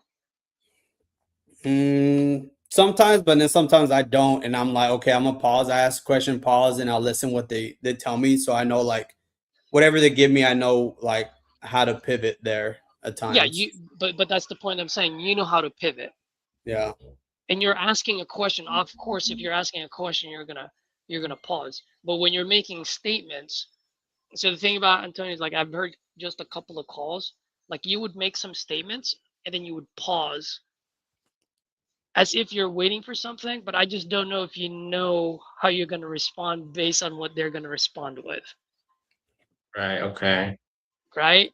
And yeah. Which is fine. Keep doing what you're doing. You're going to get stuck at some point, and then you're going to go, okay, I'm not going to pause at that point anymore. Yeah, for sure. I guess the point I'm saying is like when we pause for a reason. We pause because it's a Right. powerful statement, and I want them to process it. Like I'll pause on that, right? But for the most part, don't overtalk too fast, but don't pause too much as well. Because if you pause too much, then the cadence becomes like this. It goes. It's not continuous, and then sometimes that can come off as nervousness or lack of confidence. I'm not saying that you're not confident, but from the other side, they may interpret it that. Right. Okay. I get it. Okay.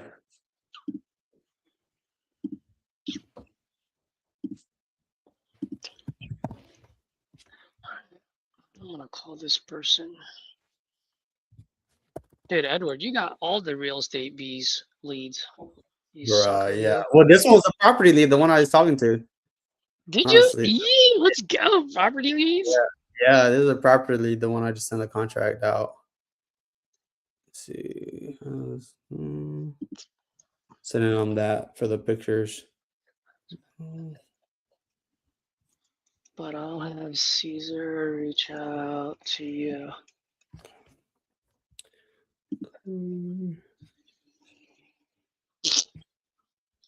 What number have you called? What number are you on now, Antonio? So I'm on 16, but one of the first calls he asked me to give him a call right now, so I'm gonna give him a Perfect. call Give him a back. call. Heck yeah, let's go, baby. Yeah, he said to call me if I'm a serious buyer. Let's go. Go on call. Which one are you calling? What's the name? His name is Danielle Roberts. I got it. Wait, what? Robert, you mean Bolton? No, it should be the fourth one. Oh, that one. Why did you highlight Hey, it Mr. red? Roberts. Sorry. It's going good. It's going good. So so it looks like you're interested in selling that property on Princeton Ave.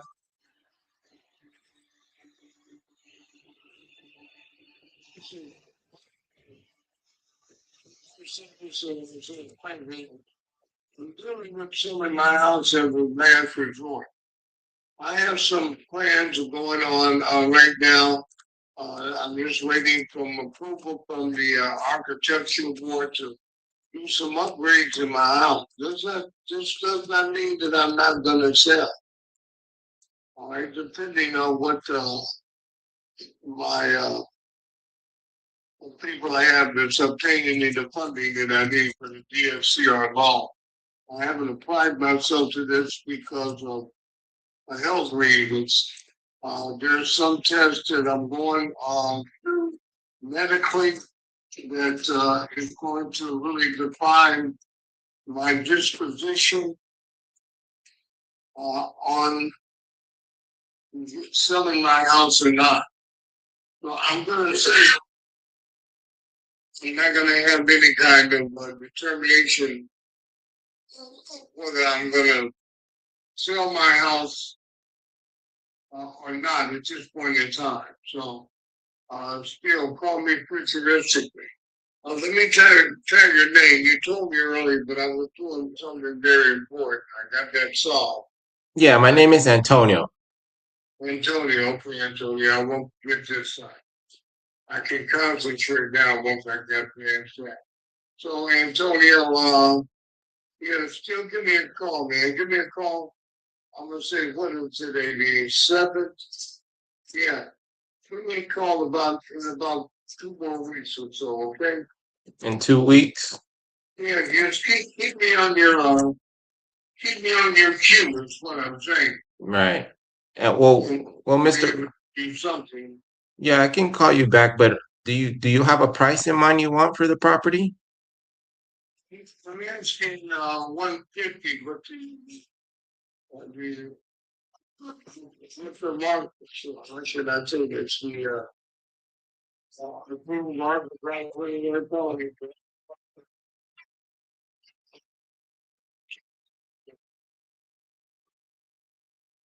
After that, it should be well. It should be 275. Social alternate in that bracket, 250 minimum to $275. It's a sturdy old house with the upgrades I'm doing. We'll bring that value, the return value on it. That's what I'm looking for. Return value on the clock. So you, But everything's negotiable. I'm asking 150 right now.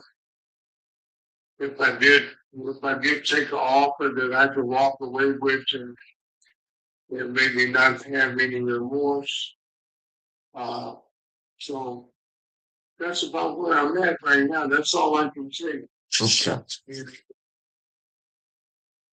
You can put that in your footnotes or whatever like that. It might be too much. According to what you're looking at on your computer or your comps in the area, then maybe this is not the deal for you. Okay. All right. Okay. On that note, I'm gonna have to get off the phone. I've got another thing that I've got to reach out and get. So give me a call, okay, my friend. Okay. But if I can ask, Mr. Roberts, what has you selling the property? What's going on? What do you mean? I don't understand. Yeah, like are you selling it because you're gonna be moving or what's the reason that I've been in the family 60 years. All right, there's no encumbrances on the property.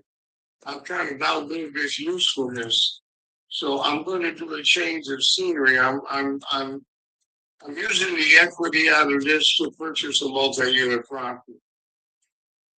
All right, which will give me the affordability and the rent-free and the ability of his income. I'm looking for a DSCR law. Debt service ratio, service ratio, to something that's going to support my, support me for the rest of my life instead of me support debt. All right, so now you got the cat's out the bag, okay? All right, so take that and run. I'm not forced to do anything. I can keep it. I like I said, no mortgages, nothing on my building. I got a good roof. Less than 10 years old. I'm about to upgrade my HVAC. Only thing probably if I did anything, would be put some windows on here. And probably I could get windows, I don't know, maybe for about 10 grand. And I got a 2-story brick Georgia, whatever picture you got we're looking at. Do the comps in the area, okay? Yeah, I can do that. Information and I'll talk with you later. Sorry, I got to. All right. Okay.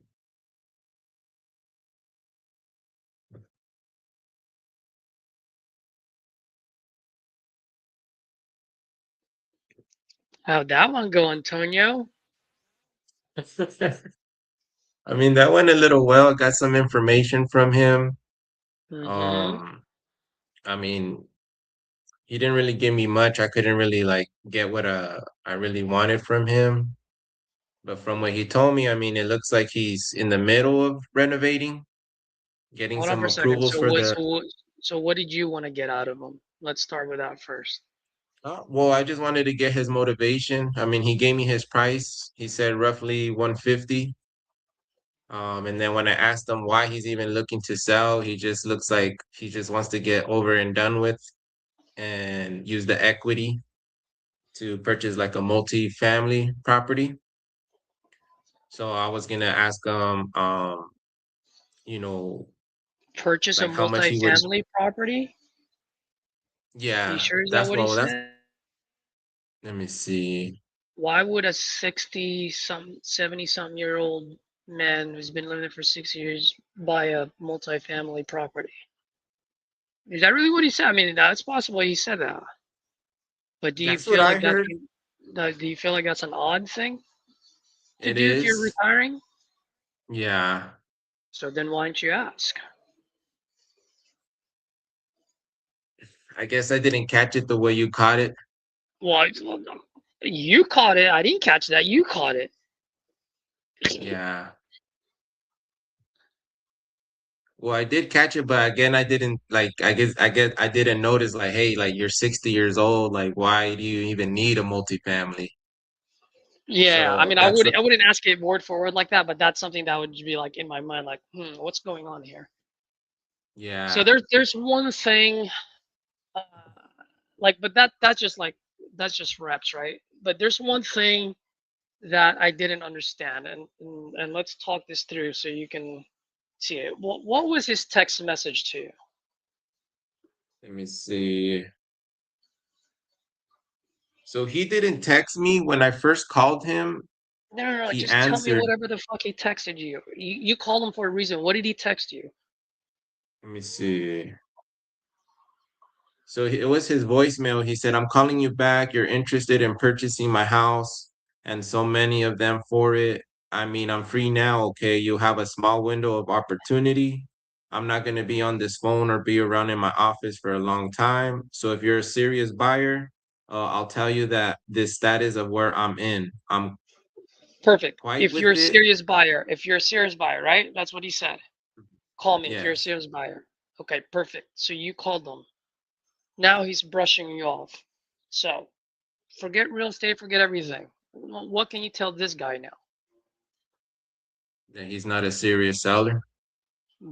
There you go. Right? Hey, Mr. Jones, you know, your voicemail said that I should call you if I'm a serious buyer. I'm a serious buyer. You're brushing me off. So are you a serious seller or are you just fucking around? Okay. Right? And so like so now do you need to drop an F bomb? No. But you could probably just say, hey, look, man, you asked me to call you if I'm a serious buyer. I'm calling you because I am a serious buyer. Are you a serious seller? Yes, I am. Great. Then stay on the phone.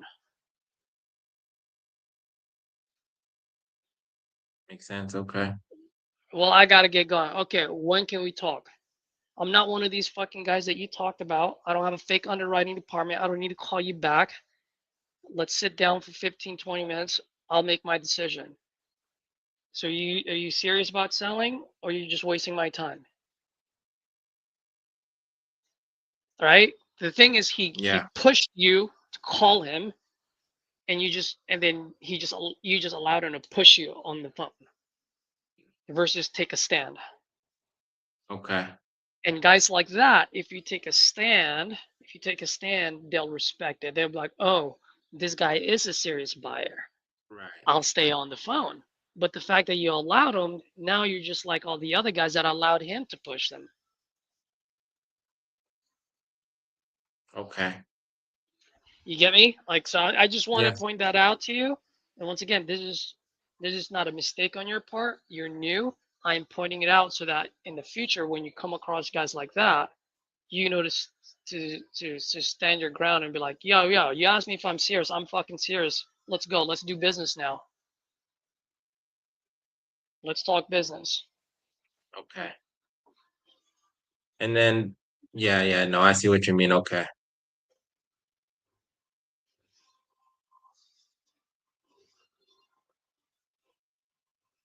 Yeah, and then he was just like, give me a call back in 2 weeks. So it's like how you mentioned, like, hey, if you're serious, why are you telling me to call you back in 2 weeks? Yeah, So, yeah. okay. So he was testing you, Okay. and you failed the test.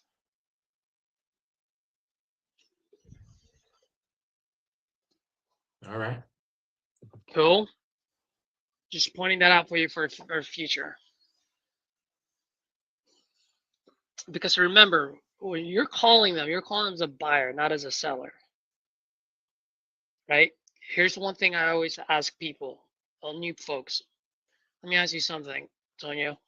Do you have a Target in your in where you live?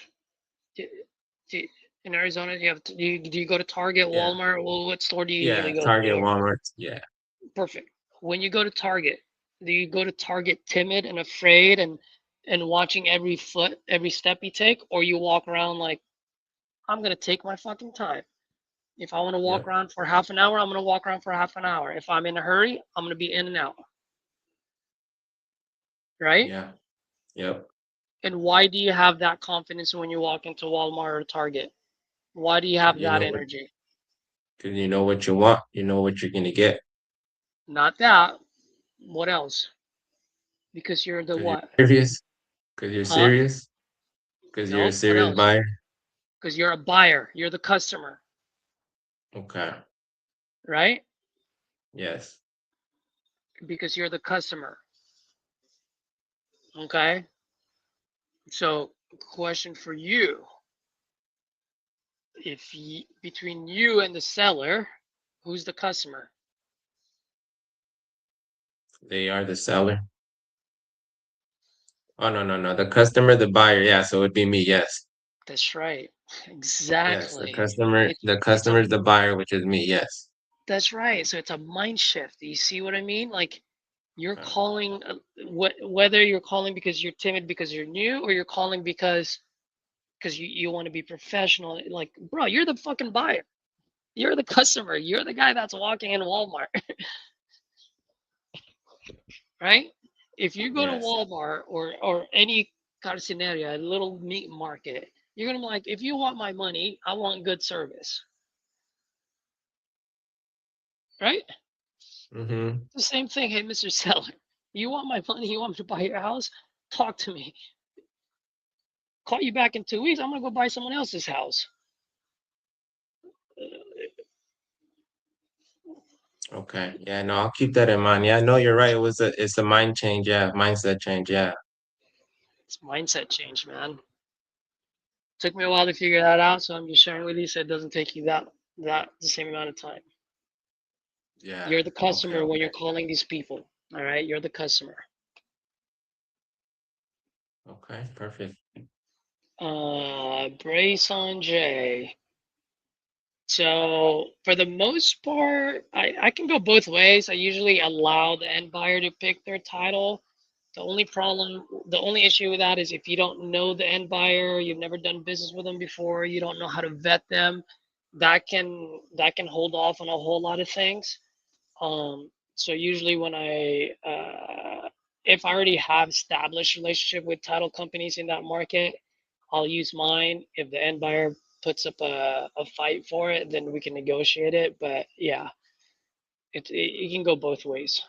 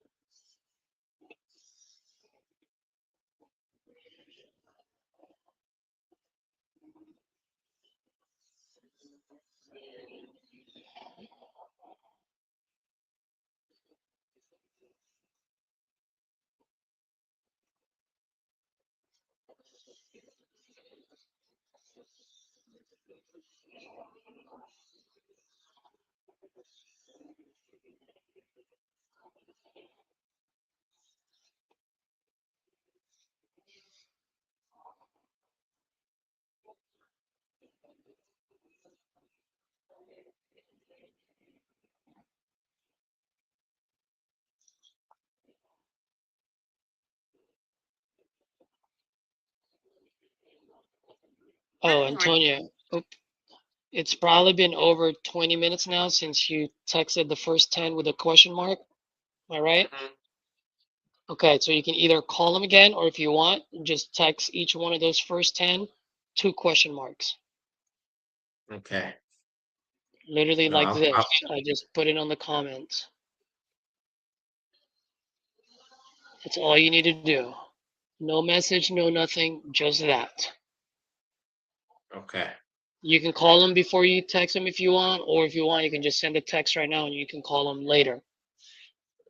Since you're still a number 16 or whatever, if I were you, yeah, whatever you decide, it doesn't matter. The point is, it's your first day calling these people. If it's your first day, you better be calling them every like 20, 30 minutes, not throughout the day, but like you should be calling them 4 times at least on your first day.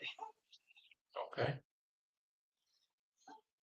This is one of the most common mistakes that people make. Oh, no one's answering my call. How many times did you call? Once. No shit. Okay.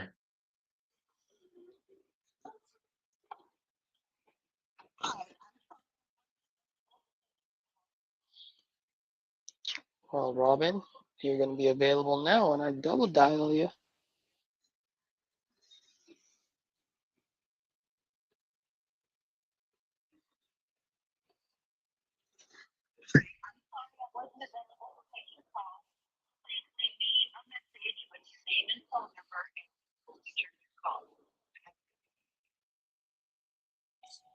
Hey, Robin, good afternoon. My name is Caesar, and Alex had asked me to give you a call. Looks like you're still looking to sell your property out in. Yeah, but when you get a chance, give me a Yeah. call back if you're still looking to sell your property on County Road. More Hey, than happy. Danielle, this is Antonio. Yeah, thanks for calling back. I was just reaching about you about your property there on Michigan Ave in Kansas City. Yeah, I'll give you a call after Monday. That's when I go to court with my ex-wife to see what's gonna go on with it. Okay, yeah, that's why I was calling just to see if you guys were interested in selling, but you said you have a court date on Monday? I have to understand that she has to sell the house. Okay. And Alright, so I'll give you a call back on Monday. okay, that works. I'll talk to you Thank then. you, Antonio. Yep, likewise. Bye-bye. Now shoot him a text. Just say, hey, man, good talking to you. Add me to your contacts, Antonio Cash Buyer. I'll talk to you next week. Boom. Got it. Text him now. And then make a note on that to call him back. Put it on your calendar or something.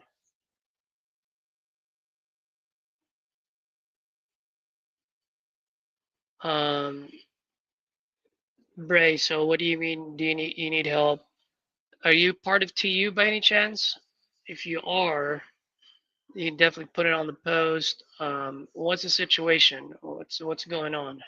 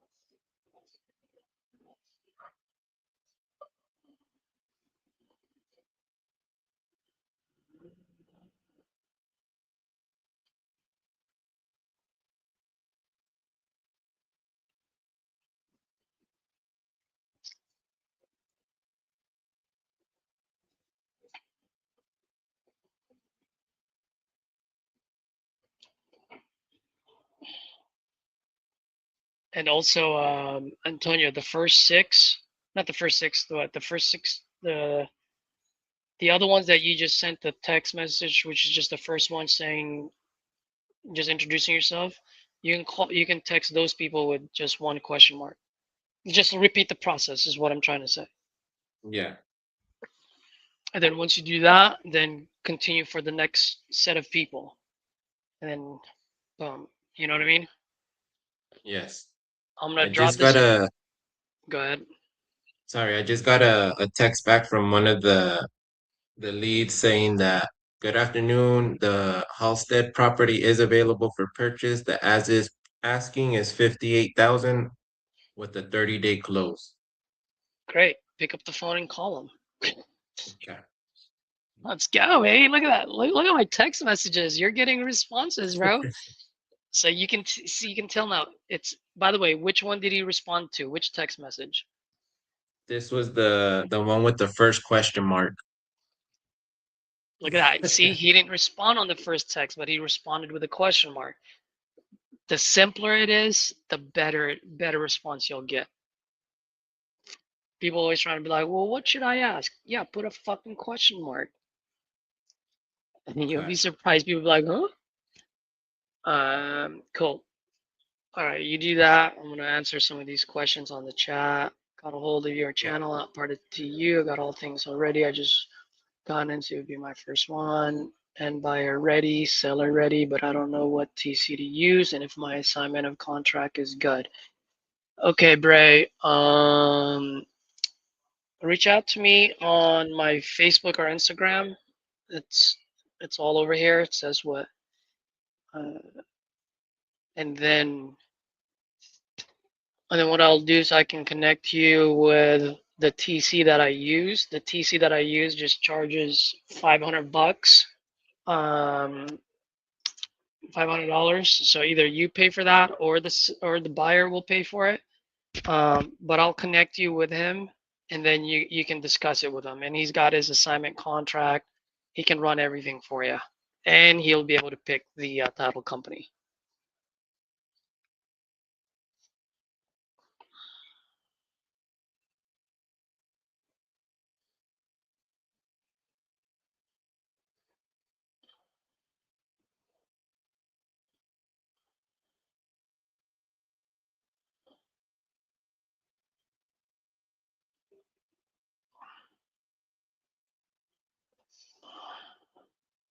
Send me a message in Facebook. Okay. I'm not seeing it. Unread. Hi.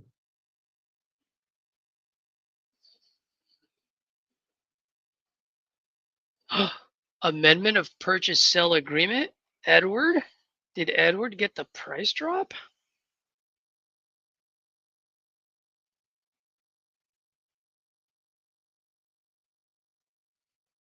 Did this sucker do it? Yes, he did. And Caesar, just so like I have the right approach, like since he called me back with the asking price and the 30-day close, like when I call him back, like am I just asking him like, hey, well, what's going on? Why are you selling? Yeah, just to be like, oh, hey, so I saw your text. So it looks like you're looking to sell this for, how much did he say? Whatever the price. Is that correct? 58. Just get a Yeah. confirmation. He's going to be like, yeah. And then you'd be like, all right, cool, man. I'm pulling this up right now. While I pull it up, can you tell me a little bit what you got going on? Right. So instead of asking how much you're looking to get for it, you already have it. So you just want to confirm, hey, I just want to confirm you're looking to sell this at this with a 30-day close as is. Yeah. Okay, cool. While I pull this up, talk to me. What do you got going on over there? Okay. Well, what do you mean? Got it. Well, anything and everything you can tell me.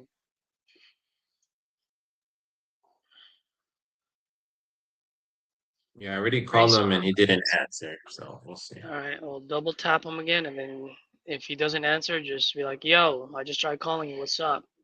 Call me. Like as if you're talking to a friend. Yeah. Hey, dickhead, you just asked me to call you. I did. Call me back.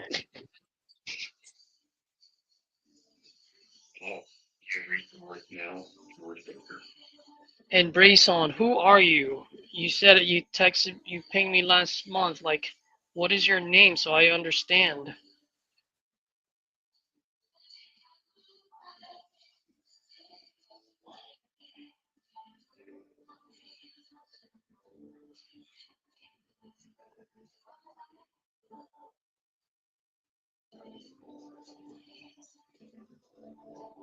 Brayson, just email me. I'm gonna drop it on the chat. And then what I'll do is I'll go ahead and introduce you to my TC.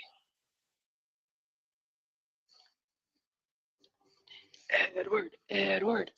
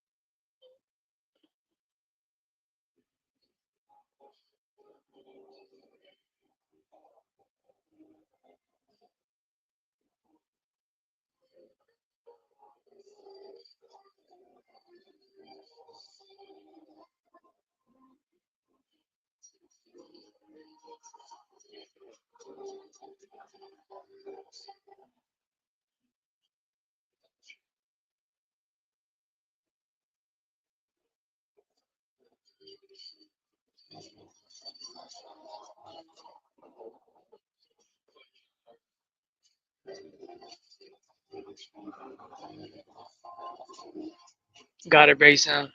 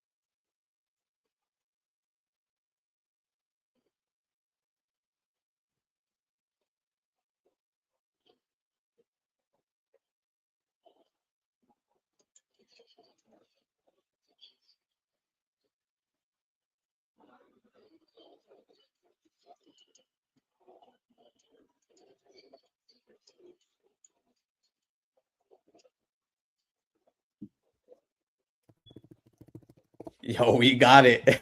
We got it, Caesar. We freaking got it. Bro, Oh man.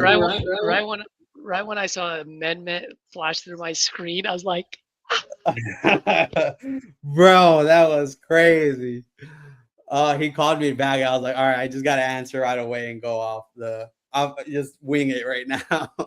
And yeah, dude, he was holding strong at 300. I was like, oh man, dude, come on.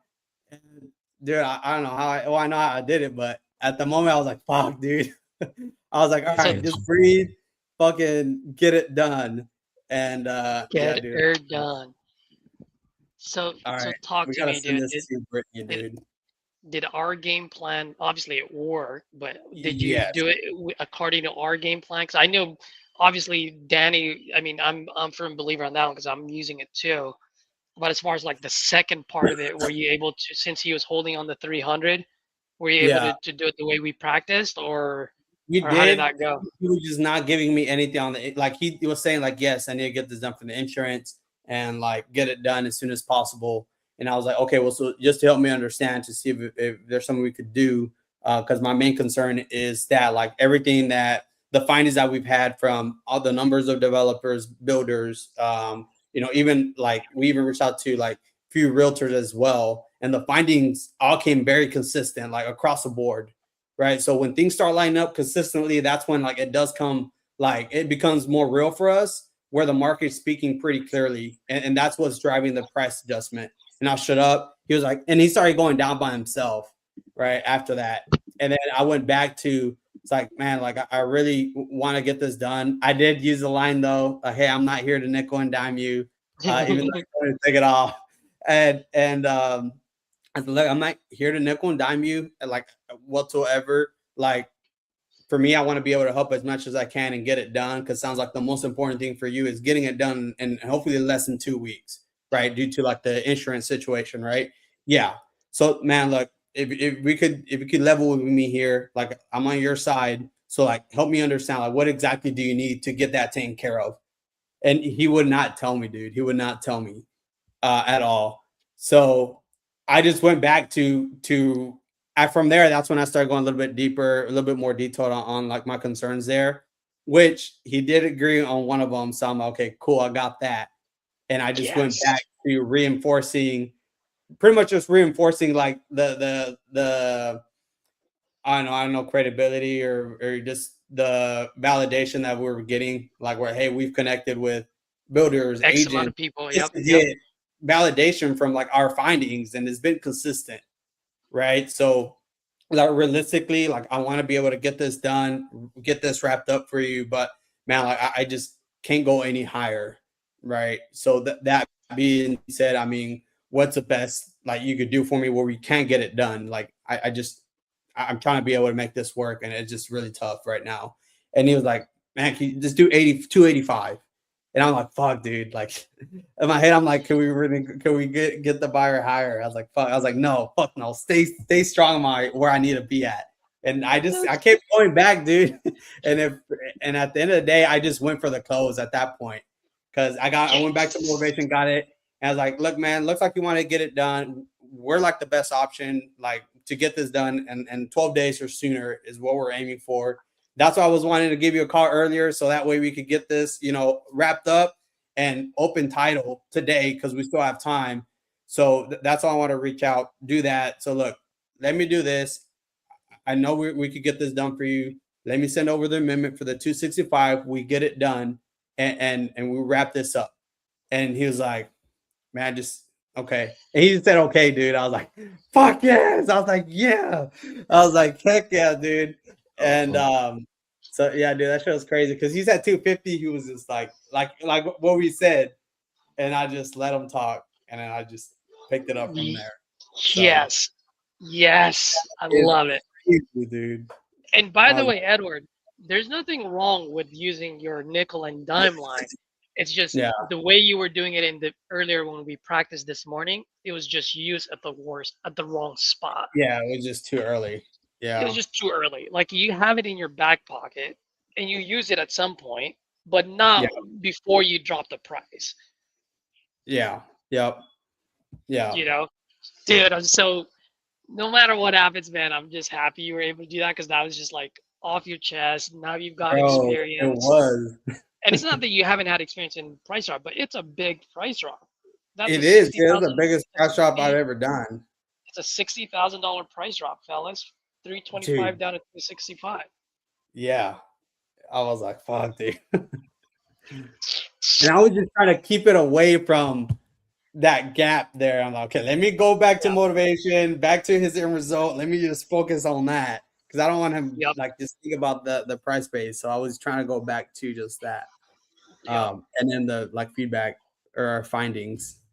And the most important thing, and I'm talking to the viewers now, Edward, not necessarily you, but the most important thing there, Edward, was the fact that you started with facts, all findings from realtors, developers, right? Pushing off someone else. It's just all facts, no emotions.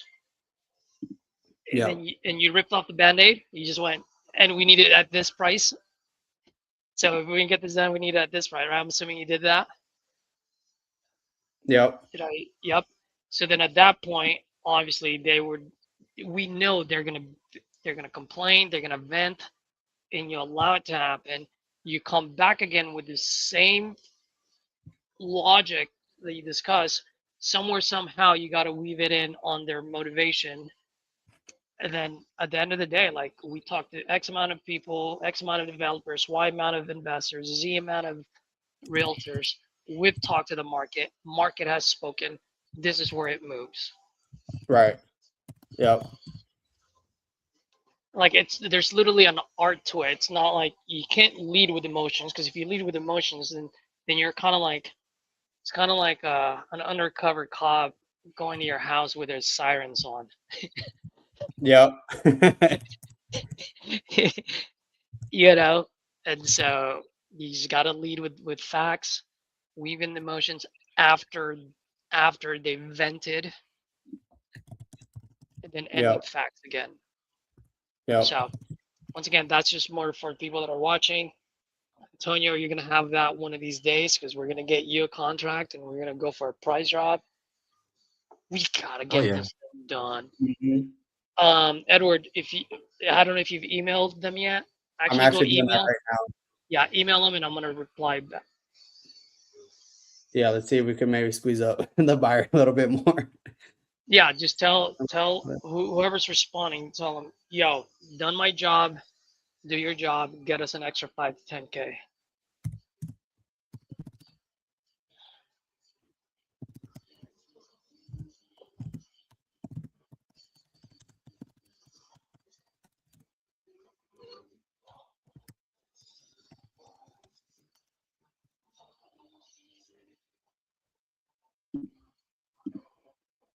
On that note, I think this would be a good time for me to end this because people are showing up, and I'm gonna take a quick lunch break.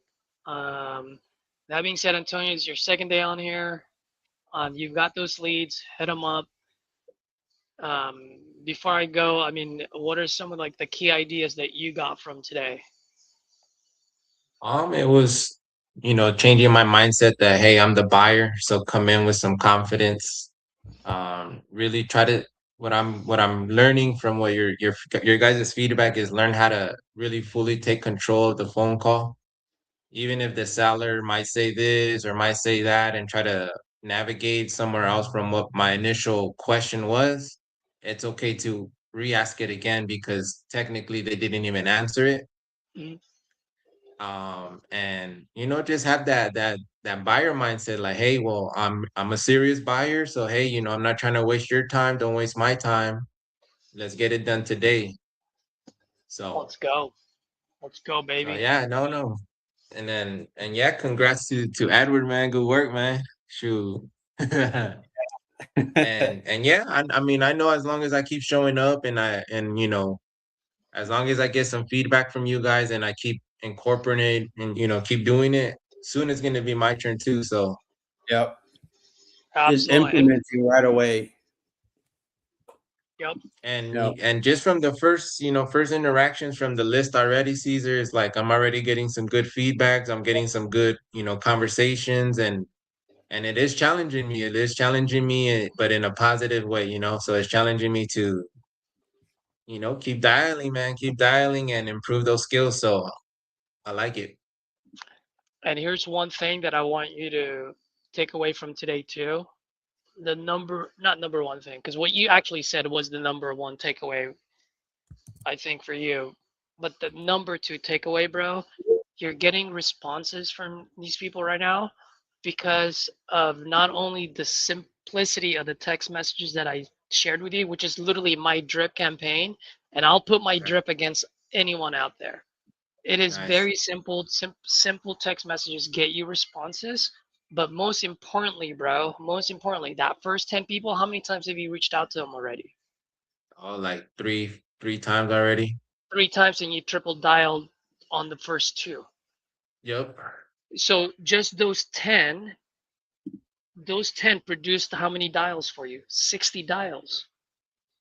See, a lot of people go, oh, see, how can you do 100 dials? I don't have money for 100 leads.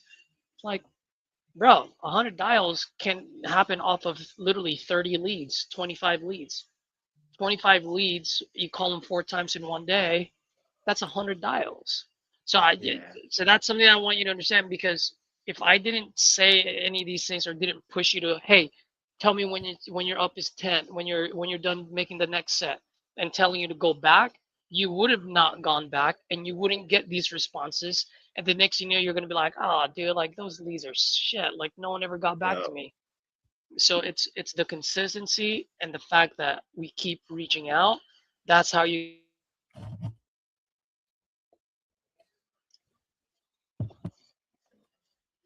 Yeah, for sure. For sure. All right. I kind of wish I actually didn't give you all that today. I wanted to see you not get any responses, and then I should have probably done that, and then I should have done it. 'Cause then you'd see it. Then you'd be like, "Oh shit, there's a difference." Because right now I just Right? did it, but Yeah, for sure. you didn't see the other side of it. Yeah. I would have been hitting your, hey Caesar, getting all these callbacks, all these text messages, man. What do I do? Freaking out. But hey, man, you're right. It's working, and I mean, think about it. We've been live less than 3 hours, and less than those 3 hours, I was getting these callbacks, these responses. Which, as you mentioned, if you don't push yourself to triple dial, send that text message, send that question mark, that double question mark, you know. So yeah, I see it, man. I see it. So it's cool. Yep, absolutely. Let me just take a quick picture of you, you fine-looking gentleman. Go. Wait, that looks like. Let's go. Sweet. I'm gonna make a post. That being said, till next time, folks. Speed and volume. Speed and freaking volume. We'll catch you tomorrow.